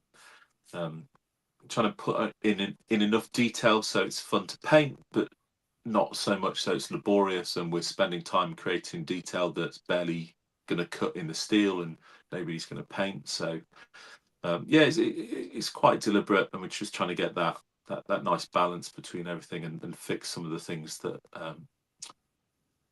just existed previously because of traditional sculpting and other things. So cool. Yeah, right now people can pre-order the Soviet starter, the UK starter, and the Japanese starter. Right. Excellent. Yeah, and they're out at the end of November. They are. So cool. Now we'll have a little bit of break for Christmas, then we'll start with some more stuff in the new year. But yeah, the first supplement will be out in the first quarter of next year. So speaking of that, I know that you guys have been talking about PDF army lists. Yep. And you use the word there, supplement, which is different to sort of the language for a lot of the bold action stuff, which is army books. Yep. So do you want to go through and talk about? Yeah. So one thing that we realized partway through the development was if we were to put the army lists in the book, that could impact, I think, the ability to grow things how we wanted them to. We wanted to be a little bit more organic, and then with the armies of books that we do for bolt action, it's even though we're doing one every 3 months, it's still taking a while to get through everything. So the approach we took was, let's put the army list as PDFs, and typically the army list is where it starts adding in so many variables to rules that they probably need tweaking a little bit sooner and a little bit more often, just because the sheer variety of things that they introduce. So PDF serves that really nicely. It means that people can download them. We'll make sure we keep them up to date. We can fix point costs. We can clarify some rules or anything like that. It just gives us that ability to do that. But then what we could then do is, because books need to go to print months beforehand, we could really then double down on focusing on making sure that the book is as correct as possible. And a couple of bits snuck in, and there's some bits where we will at some point, but come do an FAQ or an errata. But those things are the number of those things are so small. When it comes to supplements, though, what that means is we can, because we've got stories to tell, and we made some very deliberate choices about what we removed. Bringing in the green vault. And trust me, they are not nice people. So don't think we've kind of like tamed stuff too much or whatever. But it just allows us to go and tell stories about a more fictitious group of horrible people doing horrible things. But the supplements are going to kind of tell that story, and they'll go anywhere sort of between probably 1943 and 1947. And we've got this long story arc. We've got 7 books kind of in mind. First 5 are all about different nations and different things that happen. So they'll have strong themes, and the themes will be about nations and things like that. But they'll jump around the world, and that's when we'll start seeing different theatres. But we can also then bring in a little bit of everything for something for everybody, right? So we can do a little bit of German, a little bit of US, and probably some bits for other nations, and everybody gets a little bit of something new as we go through the year. So you're not waiting 2 years to get your armies of Japan book or whatever. So and then the final 2 books is kind of the culmination of that story arc. So we'll take that long story, we'll smash it up into little bits, and we'll tell a little bit in the first supplement, and we'll plant some seeds in the first supplement for the third supplement, and all those sorts of things. And I think it'll just be a fun thing to go through, and I'm looking forward to seeing people speculate on some of the things that we do. And I think it's the somebody wrote a whole thing about, and it was just literally one line in the Molot's web description, and it's like, oh, clearly it's this, that, and the other. You're like, oh, I love it. It's just so fulfilling to see people get excited and inspired by the things that are happening, and what Warlord Games and we're doing together. So it's so loads of great stuff to tell. But yeah, that's the plan behind it. So nice robust army list, because we're going to go back and we'll fix little bits. We'll keep version control nice and tight on that, but then these great stories and units and all that sort of stuff, and we'll take the units, so that the books will be lovely again, lots of story scenarios, backgrounds, all these other little things that we'll do. But anything that's in an army list will always go into those PDFs or be available through the app as well. But so yeah, Pete, I gotta ask the question that everybody, that I'm sure everybody wants to know. On the Konflikt 47 page, when is the Farmyard Animal Sprue coming back into stock? The Farmyard Animal, is that out of stock? It cracks me up when you click on Konflikt 47. It shows you all the stuff that's specifically tagged Konflikt 47. So it's all the tank turrets that you can buy to add on to existing tanks, and all the infantry. And then at the bottom, there's all the pre-order stuff. And I've had it up because I was looking at all the stuff you were showing off in the photos. What else it comes with. And the Farmyard Animal Sprue is in the middle of the whole page. That's amazing. And it's out of stock. And I'm like, wow. I'm like, so what, guys? So what Pete is not telling us about is there's a supplement where you can play just as Farmyard Animals. It's the most powerful army out there, and they're all Rift Tech powered cows, and apparently they're sold out. So Captain McDonald. Yeah. So in fact, I'll tell you. So if anybody ever looks at that and you click on it, if you look at the product code is EIEIO. Nice. Well done. So everything else has got like a proper code, like a WG or a string of numbers. But the Farmyard Animals, the product code is EIEIO. It's EIEIO-3. Whoever did that in the past, I'd take my hat off to them for that. I wonder if they just like did one of these. They were like, I'm just going to sneak this in here and see if anybody notices. Yeah. But for me, that kind of sums Warlord up a bit. It's like we need a system, but we'll still do some fun little things in there as well. So yeah, it's awesome. So good. Very cool. Fantastic. Well, I just have seen it is rapidly approaching at 12:20 at 12:30 p.m. Oh no, 12:30 a.m. Pete's time. He's just gonna grab a coffee and head back into the office. He's all good. Yeah. Fantastic. Pete, is there anything else that you want to cover? You want to present about Konflikt 47? I know we've covered a lot tonight, but no, I think we've covered all the stuff that's really on my mind. I'm just really proud of the team that have really come together, and I'm really excited about the work that they're doing. And as much as I get to direct and brief and do all of that sort of stuff, that it's just great to see that come back round. But that's nothing compared to spending all time meeting customers, and that was one of the highlights of Spiel was just constantly people coming having demo games. They sold out of starter sets, all the rule books going sold out of loads of the starter armies, and people just talking passionately and really excitedly about it. So yeah, it's wonderful. And no, I think for me, it's just thanks a million for having me on. It's I say it's an easy choice. You say, are you okay to do this kind of at midnight? I'm like, are we talking about Conflict? We talk, yeah, of course I'm there. You know, we'll talk about Bolt Action, or talk about Conflict, talk about all Warlord Games stuff. But you know, it's we do it because we love it, right? Yeah, absolutely. One quick, I want to say, Pete, I just want to say, like, A, thank you, but B, you proved me right, because I'm always like, oh, we should get so and so on, and Dave will always go, yeah, but they're in the UK. It's 5 hours later. They're not going to want to stay up. I was like, I bet some people would. Yep. This is true. I should have just asked more questions, like, hey, have you ever thought about what are you usually doing around midnight? So I can't remember who told me this. Is saying, look, don't assume anything on other people's behalf. Just ask them, and you know they'll say yes or no. And yeah, that's fair. That's fair. No's are free. No's are free. Like, yeah, you know, like I said, we do this because we love it, right? Yeah, I really don't like hearing no, so that's yeah, that's on me. Peter, I have a question about Spiel, and this is based on a comment I saw from a friend of mine in the board gaming sphere, comparing Spiel to Gen Con. Said at Gen Con, a demo game is like a round or two, just so that people get an idea of the game itself. Talking about board games, at Spiel, it's the full game. You play, like, the demo game takes an hour, so it goes through the full thing. For miniature war games at Spiel, is it a round or two, or do people want to play through a full?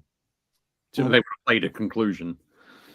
What we typically do with war games kind of feels slightly different. So I think from observing and going and playing and seeing what goes off with the board game stuff, I think a lot of people go there for multiple days to actually sit down and just play games. So they're going to experience stuff. So it's almost about going to play those games. You know, there's people sitting down playing. I think it was Catan Connect, and just constantly going through these rounds because they're part of a competition and enjoying it and doing those sorts of things.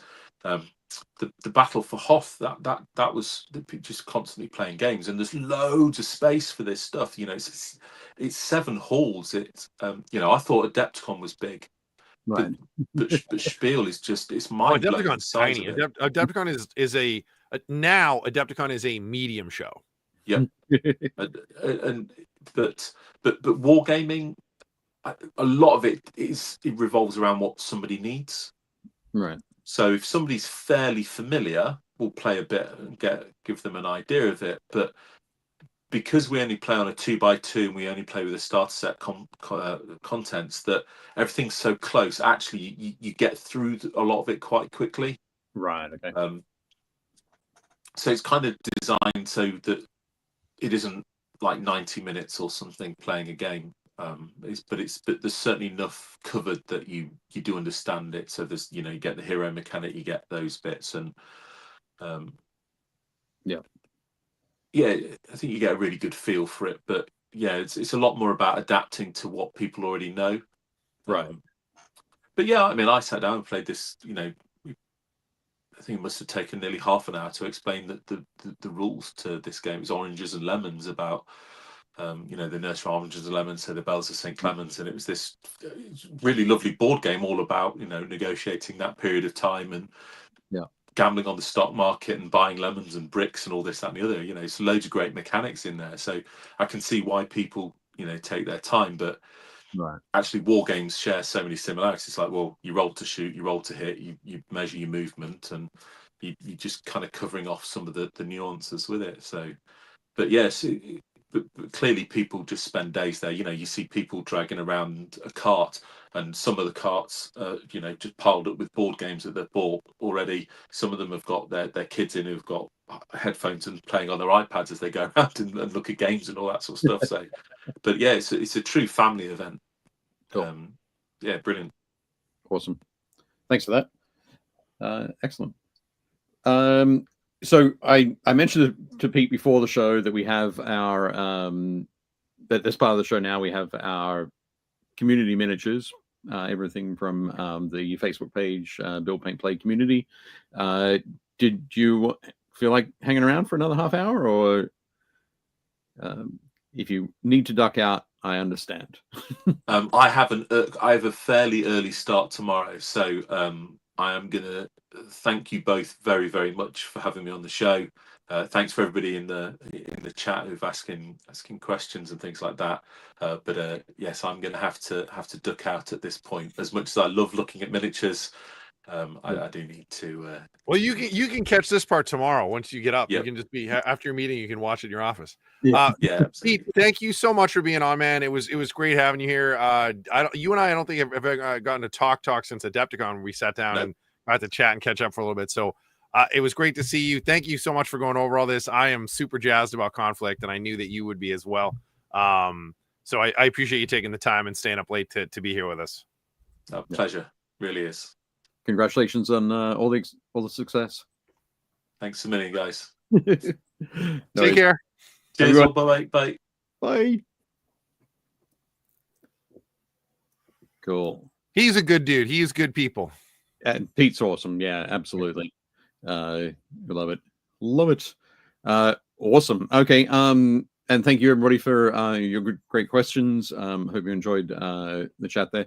I always love when the conversation steers around to like design language and echoes across a range through different things that you'd expect to have a different silhouette, and picking up elements of those silhouettes through it. So that's always they're fun. also from anybody who's interested, from what I understand as well, if you already have existing stuff, it's all still usable. So if you have like the Italian Basiglieri or like, the old mechanized infantry, like all that stuff still works. It's just they're resculpting some of the models, and they'll be, I'm assuming, phasing out the older stuff. But for the most part right now, you can still get all of it. So you can get the two different current Ursa troops, and then the new one that he showed off comes in the Soviet starter. If anybody wants any of this stuff, talk to your friendly local game store, have them order it for you. If you don't have a friendly local, you can order it from me at Alpha Omega. You can also shoot us a message on the custom order tab on our website. At the moment, the only thing I have up is I have the new Konflikt 47 starter set, which is this bad boy right here. It comes with everything in this is plastic except for the two like special characters. They're both the Warlord resin. So I don't know what he's called, the Firefly hero and the Stahltruppen hero. They're both resin. Everything else in here is plastic. So this guy is resin, and I think it's this guy is resin. Everything else is plastic, including the two big mechs. Full rule book, 2 transfer sheets, some terrain. Dave has the rule book there. The rule book is gorgeous. It's the same rule book that comes in the box set. It's the hardcover. 200 pages. 200 pages.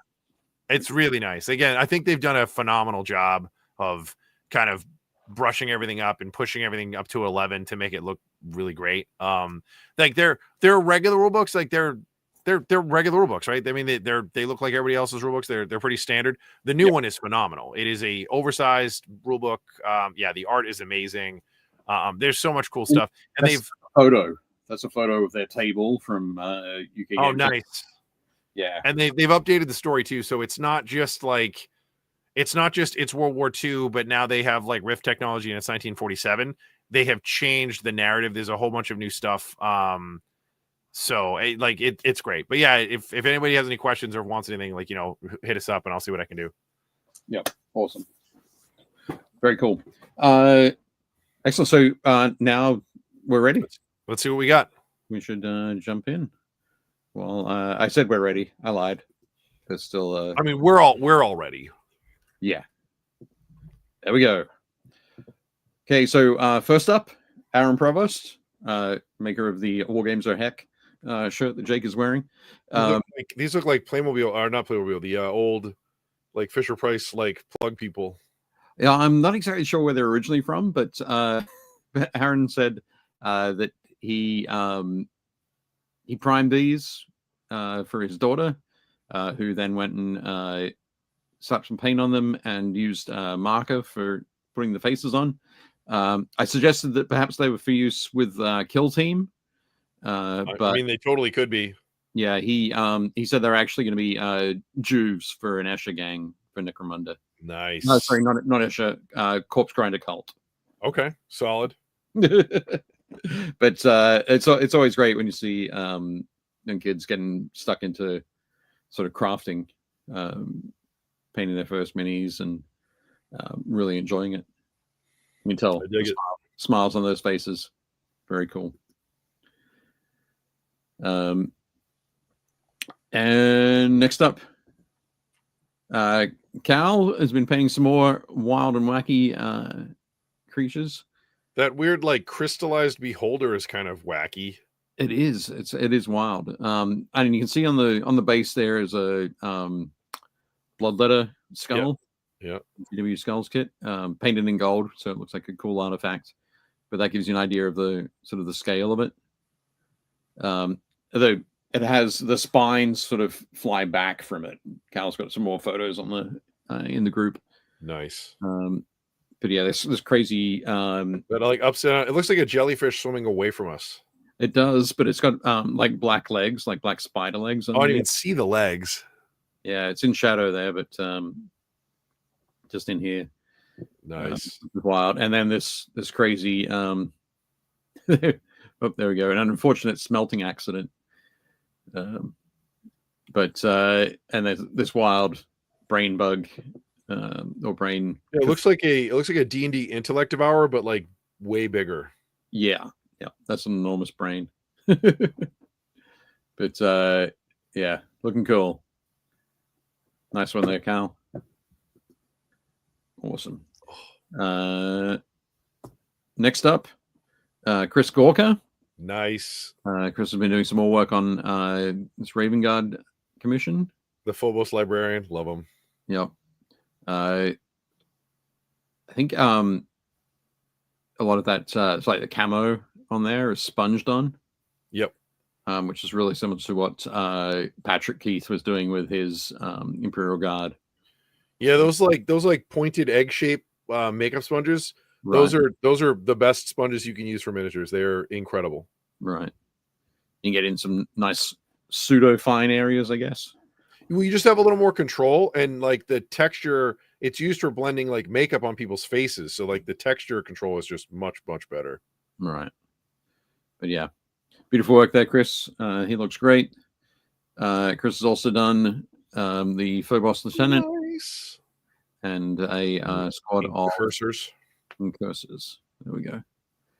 They've got the little crazy remote sensor thing on the back. Yeah. The Phobos Lieutenant is one of my favorite models in the Games Workshop line. Like, yeah, he's just awesome. I love that he has like the two knives on his hip, so it's like after I throw one, I have another one. Right. Yep. No, it's good. It's cool one. But I love the work that Chris has done here.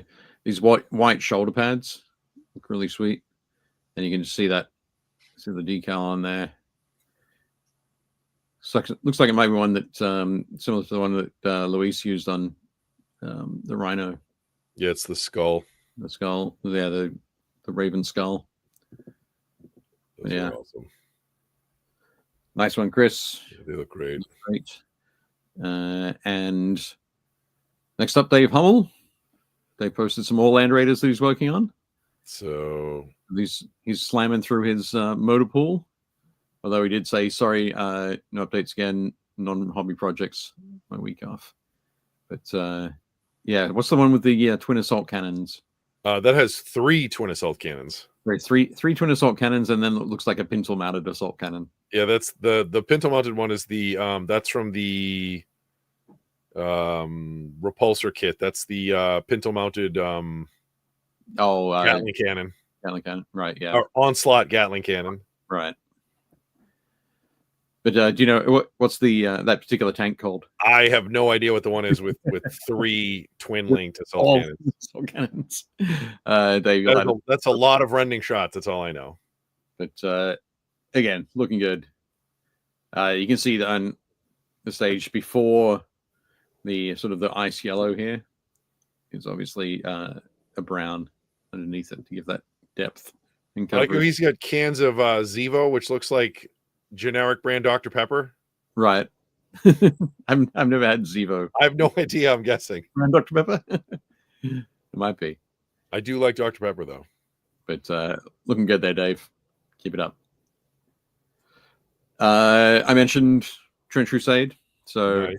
These picks, this is the Warband that I assembled from the first plastics from the Trench Crusade team. The musician is hilarious. He is. Like initially when I saw it, I was like, what? But it's definitely growing on me. I had to go and look it up. It is a German military tradition. The Glocken, that particular shape of Glockenspiel, the lyre shape, is pretty crazy. But I'm sure it wouldn't have been carried into the trenches at all. I mean, maybe. Well, I mean, not sort of during a marching formation. I don't think. Maybe like late in the evening, and everyone's sitting around the fire, trying to get warm, trying to get rid of their trench foot. A little bit of Glockenspiel would go a long way, keeping the morale up. But the minis are beautiful, super crisp. They just look great, and that's them painted. Nice. That blue green with the gold is awesome. The for the the helmets and the cloaks. Helmets and the cloaks, yeah. The darker blue. That's the darkness. Oh, nice. With some ice yellow mixed into it for the highlights. Ice yellow and ivory white. But that's the same. These are the same colors that I used on my original Prussian warband that I did earlier in the year. Same colors as well for the yellow. These guys have a bit more. They have less of the cloaks and the coats, and more of the green uniforms showing. But yeah. I just put these up on the website for pre-order on Alpha Mega. Like Ben was like, dude, we're the only people that have them up. I was like, that can't be right. No. But it's a great looking kit. Yeah, absolutely. Yeah. Oh, there we go. Dave almost says that tank with the 2 assault cannons is the phalanx. 3 assault cannons. Sorry, 3 twin-linked assault cannons plus the assault cannon is the phalanx. Excellent. Gross. Excellent. But yeah, I had a lot of fun with this one. So the Hauptmann there, she has the men's sword dueling scars sculpted onto the. Oh, nice. Which is super cool. So it was fun to sort of paint those in. The Feldkaplan is like the coolest model. I like. He's just a Teutonic Knight with a back piece, but like it's amazing. Yeah, it's absolutely wild. There we go. Cool. Oh, Dave almost says the rotor cannon in the back is from the ATV kit. Oh, okay. Yeah. Nice. So yeah, next up I'm going to be working on my Heretic Legion Knights of Avarice force. So I've gone through and picked out bespoke models for everybody in that force. I'll start printing those on Thursday. But there we go. Next up, Sulin decided to take a little bit of a palette cleanser from the enormous War Master we showed off last week, and painted up this Tau Dark Strider. Yeah, it's Dark Strider. Yeah, I love this model with those the little tiny sort of spy drones. Yeah, he's a really cool model. Yeah, excellent. So just quickly, Josh said Glockenspiel is just fun to say. Also, they might be Giants does the Glockenspiel song. I have not heard their Glockenspiel song. I'll have to track it down. But yeah, beautiful work there, Sulin. Yeah, the colors are great. Looks amazing. And I love that the intensity of the blue skin there. The blue skin in like the top right of his armor, like that pulls your eye up to that whole. That's the focus point. Yeah, like around here. Yeah, Yeah, absolutely. it's great. Old school lens work. That's my favorite. Black circle, paint a crescent, paint a lighter part of the crescent, put a white dot. You're done. Like that's Absolutely. Looks great. Next up, we've got some more Tau. So James Craig, we saw the backside of this last week. I think that the charity event that you could buy tickets for sort of went off yesterday. So unfortunately, or maybe Sunday, not sure, but definitely great that we got to see these as well. There's a few more photos. Grabbed a whole bunch from James. There we go. love Farsight. Farsight's awesome. Yeah, yeah. And James and his son have done an excellent job here. Those and those are just they're the Crisis battle suits. Is that right? Yeah, the ones. Yeah, I mean they're technically all in Crisis battle suits, but oh sure, yeah. The three on the right are just a Crisis battle suit squad or team, and then that's Farsight in his modified Crisis battle suit. Yeah. With the Dawn Blade. Nice. And then some Vespid and then that's the what is that? It's the Hunter. The Kroot Lone Spear. Yeah, Lone Spear, that guy's great. Yeah. I love the axolotl. Kind of the crazy sort of dewback axolotl mix. Oh well, and there's also like the fact that he has an atlatl, which is the handle on the spear. Yeah. Yeah, for flinging it. Hilarious. Like I love that they went that route. He has all this stuff, and you're like in space. He's like, I'm gonna throw this spear at you. I'm gonna throw this explosive spear at you. Yeah. I'm gonna make sure that I'm out of range of the explosion, so I need an atlatl to. Yeah, for sure. Much further, but yeah, beautiful contrast there. I love the those yellow wings work so well, and just that little extra pop in there, the blue and green. Yeah, they're cool. But beautiful work there, James. Great. I love the new Vespid.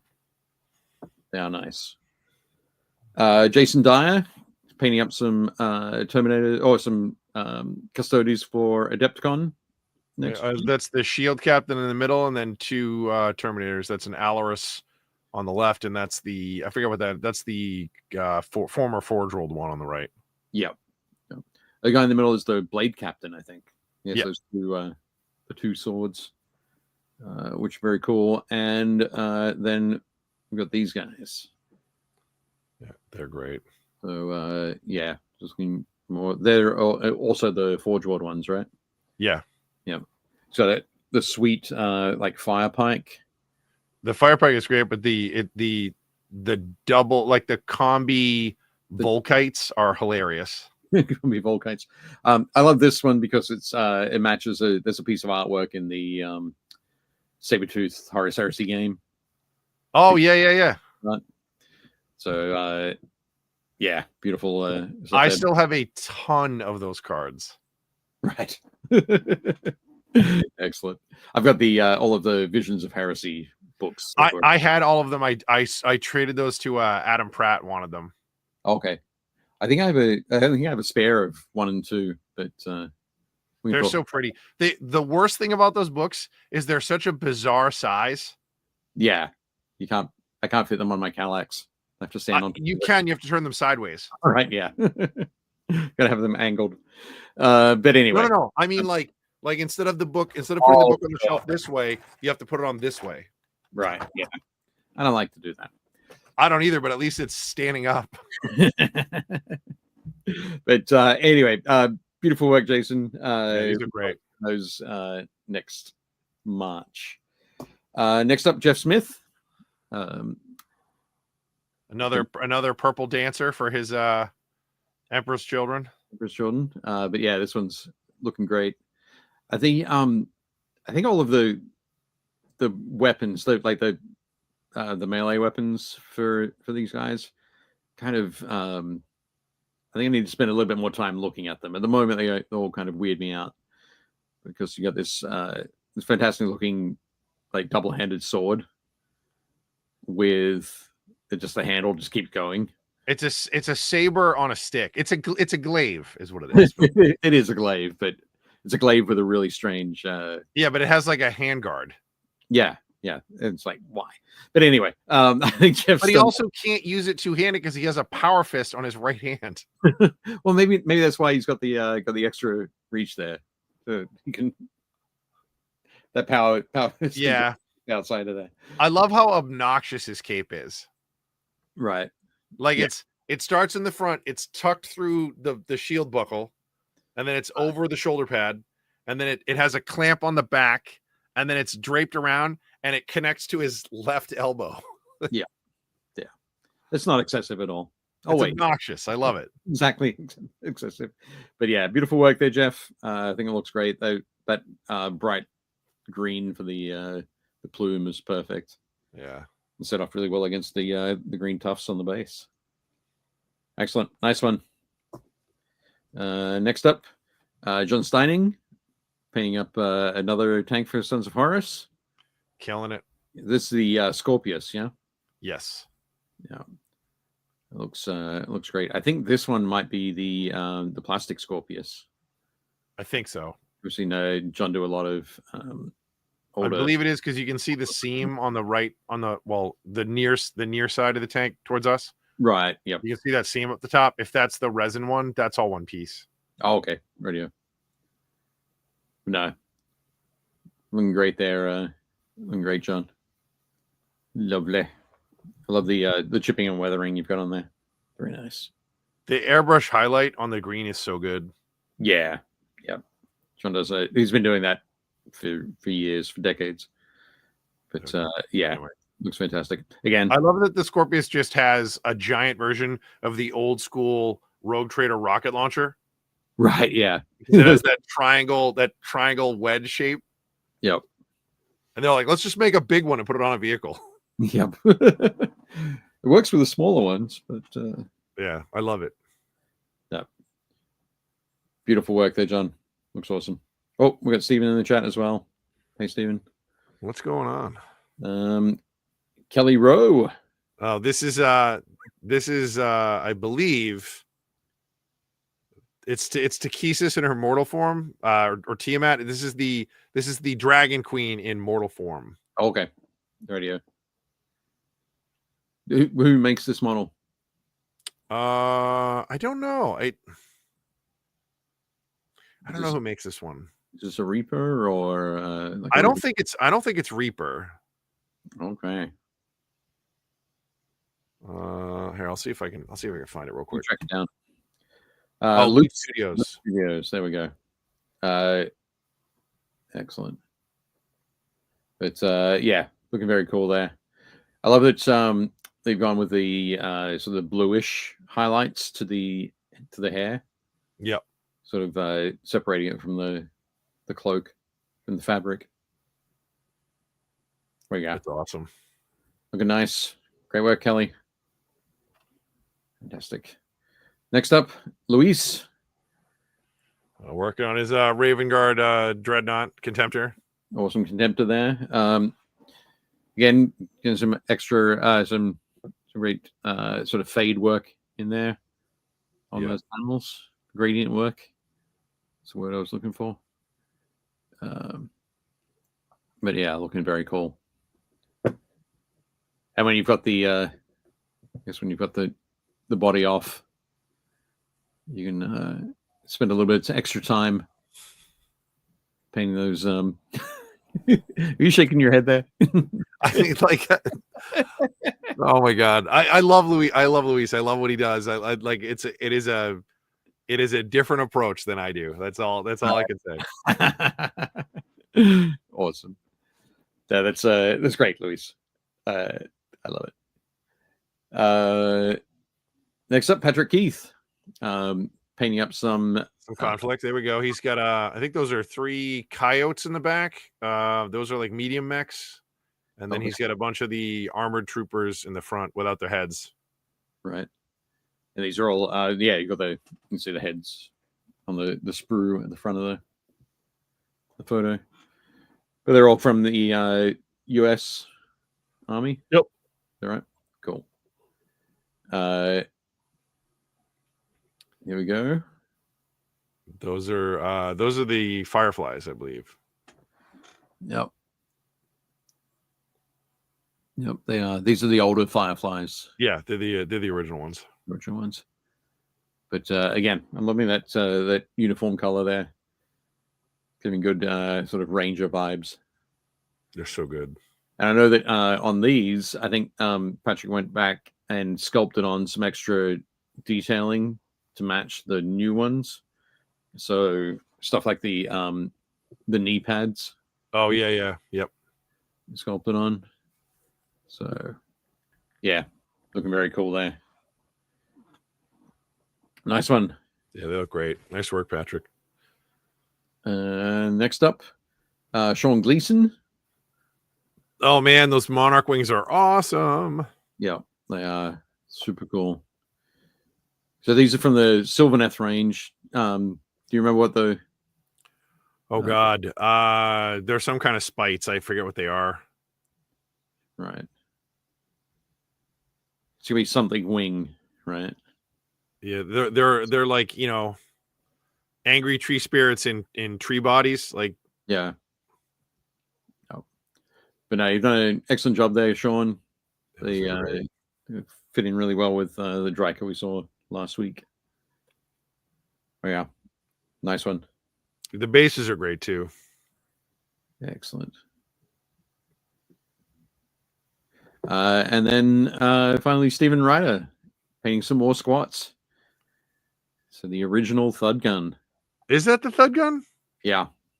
Yep. Check it out. How cool is that? That's the ridiculous side shot of it. That little track unit at the back to move it around. It's so sweet. I love these. I know. I remember back in the day, the Imperial Guard can have them as well. Yep. And I think actually you could use them in Space Marines, but I couldn't afford a Thud Gun or two, so I made mine out of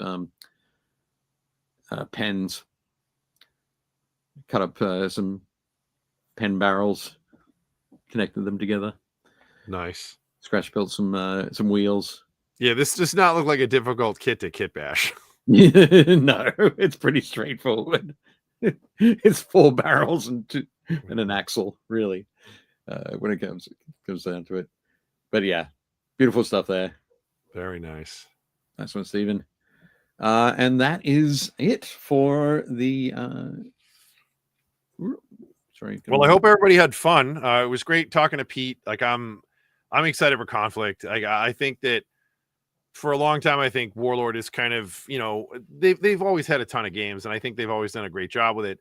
And it's all historical. And the issue I've always said for a long time as a business is that's public domain. You know what I mean? Like it's like, oh, we're making a game about World War II. And it's like, okay, well, everybody can kind of go online and, you know, look that stuff up. Like it's all historical.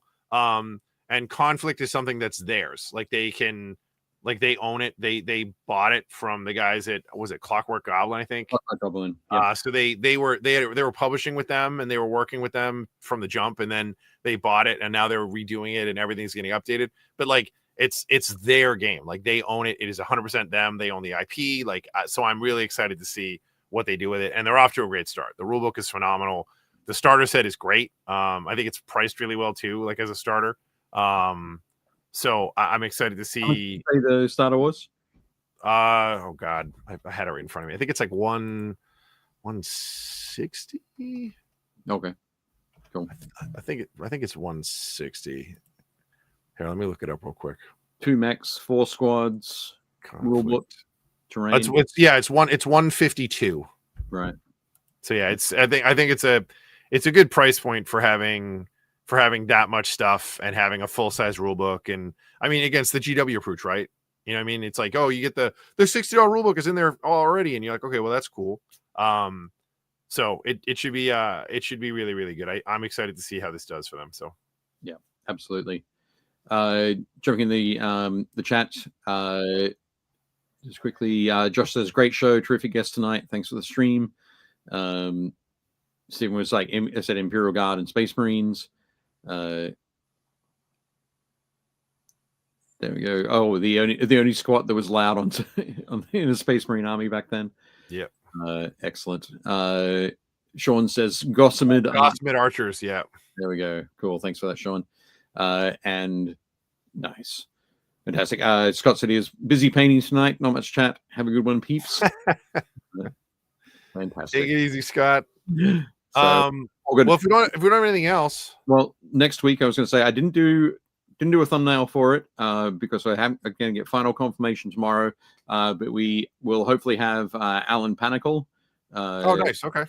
Jake and my friend, who's a very cool artist. Does some cool art. You said he had his second or third Magic card. So right now, I think he technically has 2 that have been printed. He has one that is a digital card that was in Arena, which is the digital version of Magic. Okay. And so technically it's out, but it's a digital card. Sure. I mean, he still did all the art. It's a digital card instead. And then I know he has a bunch of cards coming out in different sets next year. But yeah, like he also he's working on his own RPG. He has an art book. He has his own lore book. And he does a lot of just like phenomenal art. That's all part of his kind of thing and his vibe. And he's a great guy. He's a friend of the show, and I've known him for years. And it'll be fun to get him on and take a different spin through things. He's getting into miniature painting now. I've got him some. He's gonna get into 40K. I think he's picking his faction. And then he's got a bunch of the Marvel United stuff. He has almost everything from that. So that'll be interesting to see. We'll have to see if we can get a painted mini. Yeah, I'll tell him to paint some stuff up for next week. So yep. And then the following week on November 11th, we will have Pete Hairston on. Pete will have been returned from his Belgian trip, where he's going to be playing in the big tournament for Trench Crusade. Which will be super cool to chat with him and see how all that went. Outstanding. Yeah. Oh, I had some other cool news. I got my tickets to see Iron Maiden next year. Oh, really? Nice. Yeah, they went on sale. They went on sale today. If you had early access, they went on sale today, and they're doing a big world tour because it's their 50th anniversary. Right. So I was psyched. Like I saw them years ago, and they were amazing. I've seen them. I think I've seen them twice.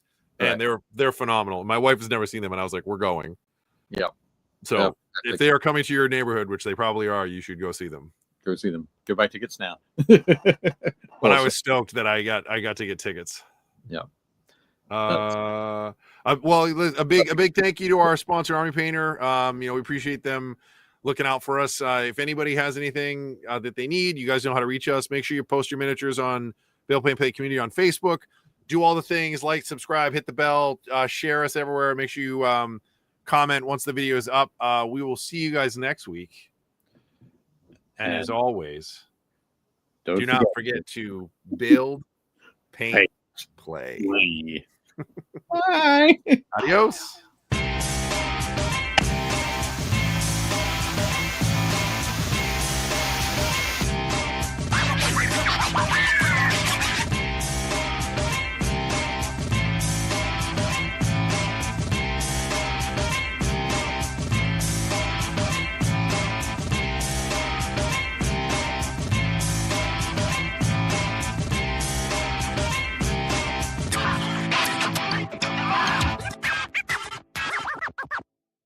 Shut up and sit down.